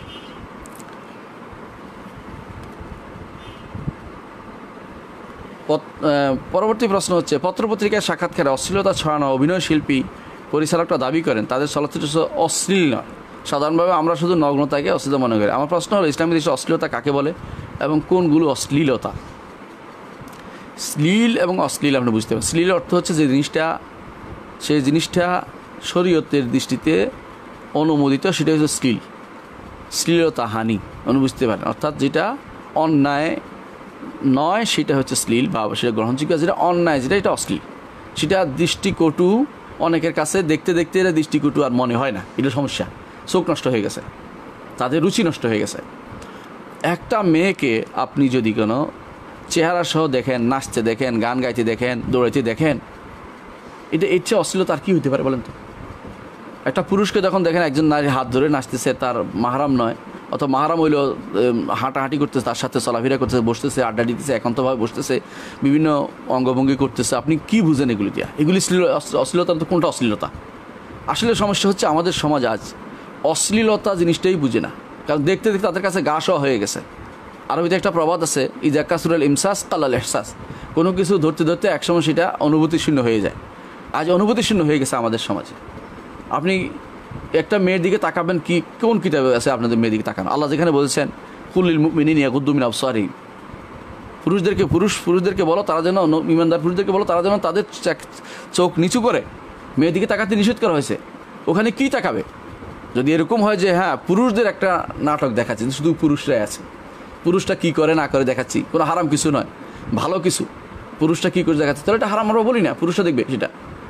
যেটা নারীরা দেখবে হারাম কিছু বলছি না আমরা। নারীরা কী করে, নারীকে শিক্ষণীয় কিছু জিনিস থাকবে, সেটা শিক্ষণীয় কিছু জিনিস, সেটা ধারণ করছে কে, সেটার তখন গুনার কথা হবে। ধারণ কে করছে, সেটা কারা ধারণ করতেছে, এটা দৃশ্য ধারণ যদি মেয়েরা করে, মেয়েদেরকে নিয়ে তাদের সমাজের মধ্যে আলোচনা হয়, সেটা তো না যায় বলছি না আমরা। মেয়েদের কাজ এটা, পুরুষদের কাজ এটা, পুরুষ এটা করবে। নারী পুরুষ যেখানে অবাধ হবে, নারী পুরুষ যেখানে যে কোনো অভিনয় করবে, এটা হারাম। এই জাতীয় জিনিসগুলো তারা অশ্লীল সুশ্লীল কী পাইল? এর হচ্ছে কিছু মানুষের দৃষ্টিভঙ্গিগত পার্থক্য, তারা দৃষ্টিভঙ্গি ভুলে গেছে, তারা আল্লাহর বিধানকে মানাকে তারা কোনো কিছু মনে করতেছে না। তারা মনে করতেছে একেবারে যতক্ষণ পর্যন্ত জিনা ব্যভিচারে লিপ্ত না হচ্ছে ততক্ষণ পর্যন্ত বোধহয় মানুষের কোনো কিছু নষ্ট হচ্ছে না, ঈমান নষ্ট হচ্ছে না, বা কোনো আমল নষ্ট হচ্ছে না। এটা হচ্ছে আমাদের চোখের জিনা হচ্ছে, এটা আমরা ভুলে যাই। আমাদের পায়ের জিনা হচ্ছে ভুলে যাই, আমাদের অন্তরের জিনা হচ্ছে ভুলে যাই, আমাদের হাতের জিনা হচ্ছে ভুলে যাই। রাসূলুল্লাহ সাল্লাল্লাহু আলাইহি ওয়াসাল্লাম বলেছেন, কুতিবা আলা বনি আদম হাদ্দুম মিনাজ জিনা লা তুসিবুহা লা মাহালাতান, বনি আদমের মধ্যে সামান্য একটা জিনিস জিনার কিতাব প্রত্যেকেই পেয়ে যাবে। তারপর রাসূল বলেছেন, একবার তাকাবে, দ্বিতীয়বার তাকাবে না। ফাইন এলাকাল উলাদুন আস্তানিয়া, তোমার জন্য প্রথমবার হতে পারে, দ্বিতীয়বার হতে পারবে না। প্রথমবার কি না চাইতে পড়ে গেছে চোখ, দ্বিতীয়বার সেটার দিকে তাকানো যাবে না। যারা ঘরের ভিতরে একটা বাক্স নিয়ে আসছেন, ঘরের ভিতরে যারা বাক্স আছে, আপনাদেরকে অনুরোধ করছে এই বাক্স থেকে নিজে মুক্ত করুন। এই বাক্স আপনাকে অশ্লীল বানাচ্ছে, এই বাক্স আপনাকে অশ্লীলতাকে মনে করতেছে ভালো জিনিস। এবং কেউ কেউ বলে যে এটা দেখলে তো কী হচ্ছে, এটা তো সামাজিক জিনিস দেখতেছি, সামাজিক সিনেমা। কিসের সামাজিক? কোন সমাজে শিক্ষা দিচ্ছে আপনাকে? ভারতীয় দর্শনে যা শিক্ষা দিচ্ছে পুরোটাই তো অশ্লীলতা, একজনের পর একজন নিয়ে যাচ্ছে, একজনে কীভাবে অন্যায় করে পরে কী করবে সেটা দেখানো হচ্ছে। বাংলাদেশ সিনেমা তা দেখানো হচ্ছে, ছেলেমেয়েরা কীভাবে প্রেম করতেছে স্কুল কলেজে সেগুলো দেখানো হচ্ছে। ছেলে কীভাবে একজন না ইয়া হইয়া বড় রক্ষক হইয়া সে কীভাবে আরেকজনকে 10জনকে মাইরে আসে একজনকে নিয়ে পালাইতে পারছে দেখাচ্ছে নাউজুবিল্লাহ। এগুলো কোন ধরনের ইসলাম? এগুলো কোন ধরনের সুশ্লীল কাজ? এগুলো অশ্লীল কাজ সবগুলি। আমাদেরকে বুঝতে হবে যে এটা পুরোটাই অশ্লীলতা। একজন নারীর দিকে তাকানো একজন পুরুষের জন্য কখনো হারাম নয় যতক্ষণ পর্যন্ত তার মাহারাম না হবে। একজন পুরুষের দিকে তাকানো একজন নারীর জন্য কখনো খারাপ দৃষ্টি তাকানো কখনো জায়েজ হবে না তখন পর্যন্ত সে তার নিজস্ব লোক মাহারাম না হবে। একান্ত মাহারামের দিকে তাকানো যাবে যদি কোনো স্বামী স্ত্রী না হবে। তাহলে কী জন্য ঘরের ভিতরে আপনি যখন বাক্সা নিয়ে আসছেন আপনার স্ত্রীর জন্য জিনার ব্যবস্থা করে দিয়েছেন, আপনি আপনার সন্তানের জন্য জিনের ব্যবস্থা করে দিয়েছেন, আপনি নিজের জন্য জিনের ব্যবস্থা করে দিয়েছেন। চোখের জিনা আপনার হতেই থাকবে, চোখের জিনা থেকে মুক্ত হতে হবে আপনাকে। যেটা একবার পড়ে যায় অফিসে আদালতে রাস্তাঘাটে সেগুলোর জন্য ধরতে হয় না, কারণ সেগুলি ইচ্ছা করে কেউ অন্যায়টা করছে না। সেটা তো একটা পাবলিক প্লেসের কথা আমরা বলছি না, বরং যেখানে আপনি ঘরের ভিতরে ঢুকে নিয়ে আসছেন অর্থ হচ্ছে আপনি একটা অন্যায় কাজ করছেন। এবং এর কারণেই যত অত্যাচার অনাচার যে সমাজে যে সমস্ত গুলি তৈরি হচ্ছে সবই এই সমস্ত বাক্স এই যে হারাম কাজের যে এগুলো আজ তুলে উঠছে, যেগুলি সিনেমা নাটক এই সমস্ত জিনিস দিয়ে আমাদের ঘরগুলি আজ পরিপূর্ণ করে দেওয়া হচ্ছে। এবং এগুলির মাধ্যমে এরপরে ইসলামের কথা সেখানে বের হবে কী করে? এরপরে বাবার অবাধ্য হবে সন্তানরা, এবং সন্তানরা আছে তা ইয়াবাখোর হবে, এবং সন্তানরা ডিপ্রেশনে ভুগবে। সন্তানদের দেখতে মনে হবে যে এরা তো মৃগী রুগী, এরকম চলতে থাকবে। ঢাকা শহরে যা অর্ধেক ফলাবান আজ মৃগী রুগী হয়ে গেছে এগুলো দেখতে, কারণ তারা দেখে বাবা মা শুধু অন্যায় করে যাচ্ছে, একজন এক জায়গায় অন্যায় করে যাচ্ছে, অশ্লীল কাজের দুনিয়া ডুবে যাচ্ছে। সেখানে আপনি এই জিনিস থেকে বেরিয়ে দিনের দিকে ফিরে আসুন। এগুলি আসলেই তারা যা মনে করতেছে কথাটা ঠিক নয়, যে যতক্ষণ পর্যন্ত নগ্ন না হবে, যতক্ষণ পর্যন্ত হাত ধরাধরি না হবে, ততক্ষণ পর্যন্ত অন্যায় কাজে সরাসরি প্রবৃত্ত না হবে, ততক্ষণ পর্যন্ত এটা শ্লীল থাকবে না, কখনো না। সেই সমস্ত নারীর দিকে তাকানো আল্লাহ আপনাকে জায়েজ করেন নাই।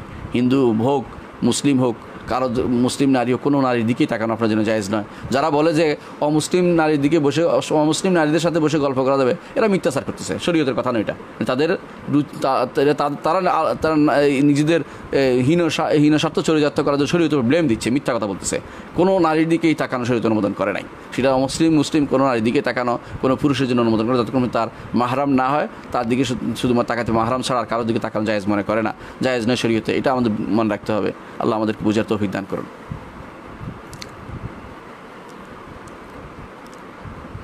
প্রশ্ন করেছেন, শাহ আমি একটা মেয়েদের স্কুলে হাই স্কুলে শিক্ষকতা করি, আমার জন্য সবাইকে মেয়েদেরকে পড়ানো প্রাইভেট পড়ানো স্কুলে চাকরি করা জায়েজ হবে কি? মেয়েদের স্কুলে মেয়েদেরকে নিয়োগ দেওয়া উচিত। আমরা অনুরোধ করবো যাদেরকে আল্লাহ তাআলা ক্ষমতা দিয়েছেন তারা যেন মেয়েদের স্কুলে মেয়েদেরকে নিয়োগ দেয়, ছেলেদের স্কুলে ছেলেদেরকে নিয়োগ দেয়। এটা ছাড়া আজ বর্তমান সমাজে রক্ষা পাওয়া খুব কঠিন। অধিকাংশ সন্তানরা বাবারা তাদের সন্তান নিয়ে বহুত বিপদে আছেন। আপনারা জানেন কয়েকদিন পরপরই পত্রিকাতে আসে অমুক এতটা করেছে, অমুক কিছু অমুক অন্যায় করেছে, শেষ পর্যন্ত কিছুই হয় না তাদের। কারণ আমাদের এটাকে দুঃসরণীয় মনে করা হয় না। অনেক সময় হয়তো চাকরিচ্যুত হয়, এরপরে সে আরেকখানে গিয়ে আরেক অন্যায় করে, বিরাট আরও বড় শয়তান সাজে। এরকম আমাদেরকে মূলে আলাদা করে দিতে হবে। মেয়েদেরকে মেয়েদের স্কুলে নিয়োগ দেওয়া, ছেলেদেরকে ছেলেদের স্কুলে নিয়োগ দেওয়া উচিত।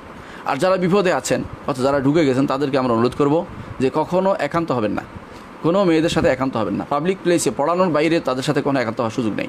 পড়ানো শুধুমাত্র তাদেরকে নসিহত করবেন, তারা যেন পর্দার সাথে আসে, তারা যেন শালীনভাবে আসে, তাদের পর্দা মেনটেন করে চলে। আপনি তাদেরকে সেভাবে নসিহত করবেন, আপনার যতটুকু সামর্থ্য আছে ততটুকু বলবেন, এরপর তাদেরকে পড়াবেন। আমি তাদের না পড়াইতে বলছি না বা চাকরি ছেড়ে দিতে বলছি না, পড়াবেন, কিন্তু তাদের সাথে একান্ত হওয়া যাবে না। অর্থাৎ তাদেরকে একান্ত রুমে ডাকা যাবে না। তাদেরকে যদি পুরো একসাথে এক দল আসে তাহলে কথা বলা যাবে।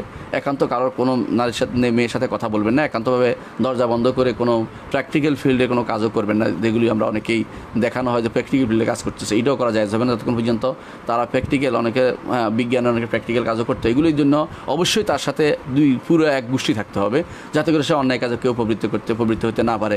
সেই জিনিসটা একজন মানুষের, রাসূলুল্লাহ সাল্লাল্লাহু আলাইহি ওয়াসাল্লাম বলেছেন যে মা খালা রাজুলুম বিমরাআতিন ইল্লা ওয়াশ-শাইতানু সালিসুহুমা, কোনো নারী যখন পুরুষের সাথে একান্তে হয় 3 নম্বর হয় শয়তান, হবেই হবে। যত কালোই হোক আর যত সেটা কুশ্রী হোক না কেন, পুরুষের দৃষ্টিতে সুন্দর হয়ে যাবে। আর পুরুষ যত খারাপই হোক না কেন, নারীর দৃষ্টিতে সুন্দর হয়ে যাবে, কারণ শয়তান সেখানে বসে ধীরে ধীরে তার অন্তরের ভিতরে শয়তানি দিকে জাগ্রত করে দিবে। সুতরাং যারা বলে যে আমাদের কিছু হয় না, তারা নপুংসক, অথবা তারা পুরুষ না, তারা পুরুষ, অথবা তারা মিথ্যাচার করতেছে, ওরা আর শয়তান। তারা ইচ্ছা করে এগুলি বলে নারীদেরকে তারা ভোগ করার চিন্তা করতেছে। সুতরাং কখনও নারীদের সাথে একান্ত বসা যাবে না, এটা আপনি খেয়াল রাখতে হবে। যারা এরকম মেয়েদের স্কুলে পড়ে তাদেরকে একান্ত পড়ানো যাবে না, তাদেরকে টিউশনি প্রাইভেট পড়ানো যাবে না। যদি এক গোষ্ঠী হয়ে পড়ানো যাবে তো তাদেরকে পর্দার মাধ্যমে পড়াতে হবে। আর যদি কোনো একান্ত হয় তাহলে অবশ্যই মাহারাম কেউ থাকতে হবে প্রাইভেট পড়ানোর সময়, মাহারাম কেউ বসে থাকতে হবে, নাহলে তার যে মাহারাম তাকে প্রাইভেট পড়ানো যাবে না, মাহারামকে বসে থাকতে হবে। যদি অন্য কোনো চাকরি পাওয়া যায় অন্য কোনোটা সেটাতে চলে যাওয়া উচিত। যদি না হয় যতক্ষণ পর্যন্ত এগুলি মেনটেন করতে পারেন ততক্ষণ পর্যন্ত আমল এখানে থাকবেন। আর যেগুলি মেনটেন করা না যায় যেভাবে আমরা বলেছি, তাহলে আপনাকে এই চাকরি ছেড়ে আপনার জন্য অন্য কোনো যে কোনো চাকরি যদি গ্রহণ করতে পারবেন, নাহলে ব্যবসা করবেন, না হলে আর কিছু না পাইলে কিছুই খেতে পারছেন না, আপনার জন্য ভিক্ষাও তখন জায়েজ হয়ে যাবে। তখন আর কিছুই নেই, আমার কেউ পাচ্ছি না, হালাল পাচ্ছি না, হালাল না পাইলে আপনার জন্য ভিক্ষা করা হালাল হবে যদি আপনার আর কোনো কাজ না থাকে। কিন্তু তাই বলে হারামের মধ্যে প্রবৃত্ত হওয়া যাবে না। আশা করি বিষয়টি আপনি বুঝতে পারছেন। পরবর্তী প্রশ্ন হচ্ছে, টাকনুর নিচে প্যান্ট পাজামা থাকলে সালাত হবে কি? টাকনুর নিচে প্যান্ট পাজামা থাকলে সালাত হবে না এমন কথা আমরা বলি না, কিছু কিছু মানুষরা বলে থাকেন। আমরা বলি যে টাকনুর নিচে প্যান্ট পাজামা থাকলে এটা তার জন্য আল্লাহ তার সালার দিকে তাকাবেন না, হাদিসে আসছে। তার সালাত তাকাবেন না, হাদিসে আসছে, এবং বলছেন যে আল্লাহ তার দিকে তাকাবেন না, এটাও আসছে। এবং তার হাদিসে আসছে আল্লাহ কবুল করবেন না। কবুল করা আর আদায় হওয়া এক জিনিস না। তার সালাত হবে, সে কবুল হবে কিনা এটা আল্লাহ তাআলার উপর নির্ভর করে। আল্লাহ তাআলা তার কোনো না জানার কারণে হয়তো আল্লাহ ক্ষমা করবে, তার তওবার কারণে পরবর্তী যেটা কবুল করে নেবে আল্লাহ তাআলা আগেরগুলো বিভিন্ন কারণে। সুতরাং এভাবে সালাত হবেই না এটা আমরা বলছি না। তবে অবশ্যই মনে রাখতে হবে টাকনুর নিচে প্যান্ট পাজামা পরলে গুনাহ হয়, এবং এটা কবিরা গুনাহ, এটা হচ্ছে কবিরা গুনাহ। কেউ যদি বলে যে আমি তো অহংকার করছি না, ওই টাকনুর নিচে রাখাটাই অহংকার। অহংকার হচ্ছে হককে ঠেলে দেয়া। আল্লাহ রসুল সাল্লাল্লাহু আলাইহি ওয়াসাল্লাম যেটা বলেছেন এটা না মানাটাই অহংকার। রসুল বলেছেন টাকনুর নিচে কোনো অংশ নেই, ইমানদার টাকনুর নিচে কোনো অংশ ভরবে না তার কাপড়ের, অর্থাৎ টাকনুর নিচ পর্যন্ত, টাকনুর নিচে তার উপর থেকে কোনো কিছু নামবে না। এখন যদি কেউ মোজা পরে এটা জায়েজ আছে, কারণ মোজা নিচ থেকে উঠছে, এটা উপর থেকে নামে নেই, এবং এটা উপর দিকে মোজা পড়তে পারবে। কিন্তু টাকনুর নিচে কোনো মানুষের প্যান্টের বা পায়জামার বা লুঙ্গির কোনো কিছু বা জামার কোনো কিছু টাকনুর নিচে যেতে পারবে না, টাকনুর উপরে থাকতে হবে। টাকনু তো বুঝছেন দুই দিকে দুইটা বাড়তি, হ্যাঁ এটা পুরুষ মানুষের। আর মহিলাদের যত বেশি ছাত্র হবে, যত বেশি নিচে যাবে তত বেশি উত্তম, যত বেশি নিচে যাবে, অর্থাৎ সেটা যদি কোনো তার পুরো পাতা পায়ের পাতা ঢেকে রাখে এটা বেশি উত্তম। আর সালাতের মধ্যে রাখতে হবে, এটা আমরা বলে থাকি। সুতরাং যে ব্যক্তি প্যান্ট পায়জামা এগুলো টাকনুর নিচে পড়েছে তা সে আলা খাতান আযীম, বিরাট ভয়ের মধ্যে আছে, বিরাট ডেঞ্জারাস অবস্থায় আছে, সে ক্ষতিগ্রস্ত হবে সে বেশি, কারণ তার বড় কবিরা গুনাহের মধ্যে আছে। রাসূলুল্লাহ সাল্লাল্লাহু আলাইহি ওয়াসাল্লাম বলেছেন মা আসফালা মিনাল কারবাইনি ফাফিন্নার, যা দুই টাকনুর নিচে পড়বে সেটা জাহান্নামে যাবে। কঠিন কথা বলেছেন। অন্যভাবে রাসূলুল্লাহ সাল্লাল্লাহু আলাইহি ওয়াসাল্লাম বলেছেন কেউ যদি অহংকার করে তার দুই টাকনুর নিচে কাপড় টেনে দেয়, নিচের দিকে নামিয়ে রাখে, রাসূল বলেছেন যে আল্লাহ তাআলা তার দিকে তাকাবেন না, হাসরের দিন আরও কঠিন শাস্তি তার দেয়। কারণ তার দিকে তাকানোর অর্থ হচ্ছে আল্লাহকে দেখতে পাচ্ছে না সে, এবং আল্লাহ তাআলার রহমত দৃষ্টিতে সে পাবে না। সুতরাং আল্লাহ তাআলাকে চেহারা দেখা, তার রহমত দৃষ্টিতে তাকানো এগুলি খুবই দরকার একজন ইমানদারের, সেটা করতে পারে না। এই জন্য অহংকার যে ব্যক্তি করবে সে আখিরাতে সে নিকৃষ্ট হবে। অহংকারী আসবে হাসরের মাঠে এবং সে হবে পিঁপড়ার মতো, মানুষের পায়ের নিচে পিষে ফেলতেছে ওরে। অহংকারী হবে এরকম যে মানুষ তারে কষ্ট দিতেছে, এরকম অবস্থা হাসরের মাঠে আসবে। অহংকারীদের অবস্থা যারাই আল্লাহর শরীয়তকে লঙ্ঘন করবে, আল্লাহর শরীয়ত কিছুই মনে করছে না, তারা অহংকারী, নিজের মন মতো চলছে, প্রবৃত্তির ইবাদত করতেছে তারা। এই জন্য রাসূলুল্লাহ সাল্লাল্লাহু আলাইহি ওয়াসাল্লাম হাদিস অনুসরণ করে আমাদেরকে সমস্ত কাপড় টাকনুর উপর রাখতে হবে। কে কী বললো বড় কথা নয়, আল্লাহ রাসূল সাল্লাল্লাহু আলাইহি ওয়াসাল্লাম হাদিসকে সবকার উপর স্থান দিতে হবে, ভালোবাসতে হবে তাকে, তার কথাকে ভালোবাসতে হবে, তার বাণীকে ভালোবাসতে হবে, তার নিয়মকে মেনে চলতে হবে। আশা করি আমরা বিষয়টা মেনে চলব। আজকে আমরা এখানে সমাপ্ত রাখি, ইনশাআল্লাহ আপনাদের সাথে আবার দেখা হবে আশায়। আজকে আপনাদের বিদায় নিচ্ছি। আসসালামু আলাইকুম রহমতুল্লাহ বারাকাতুহু।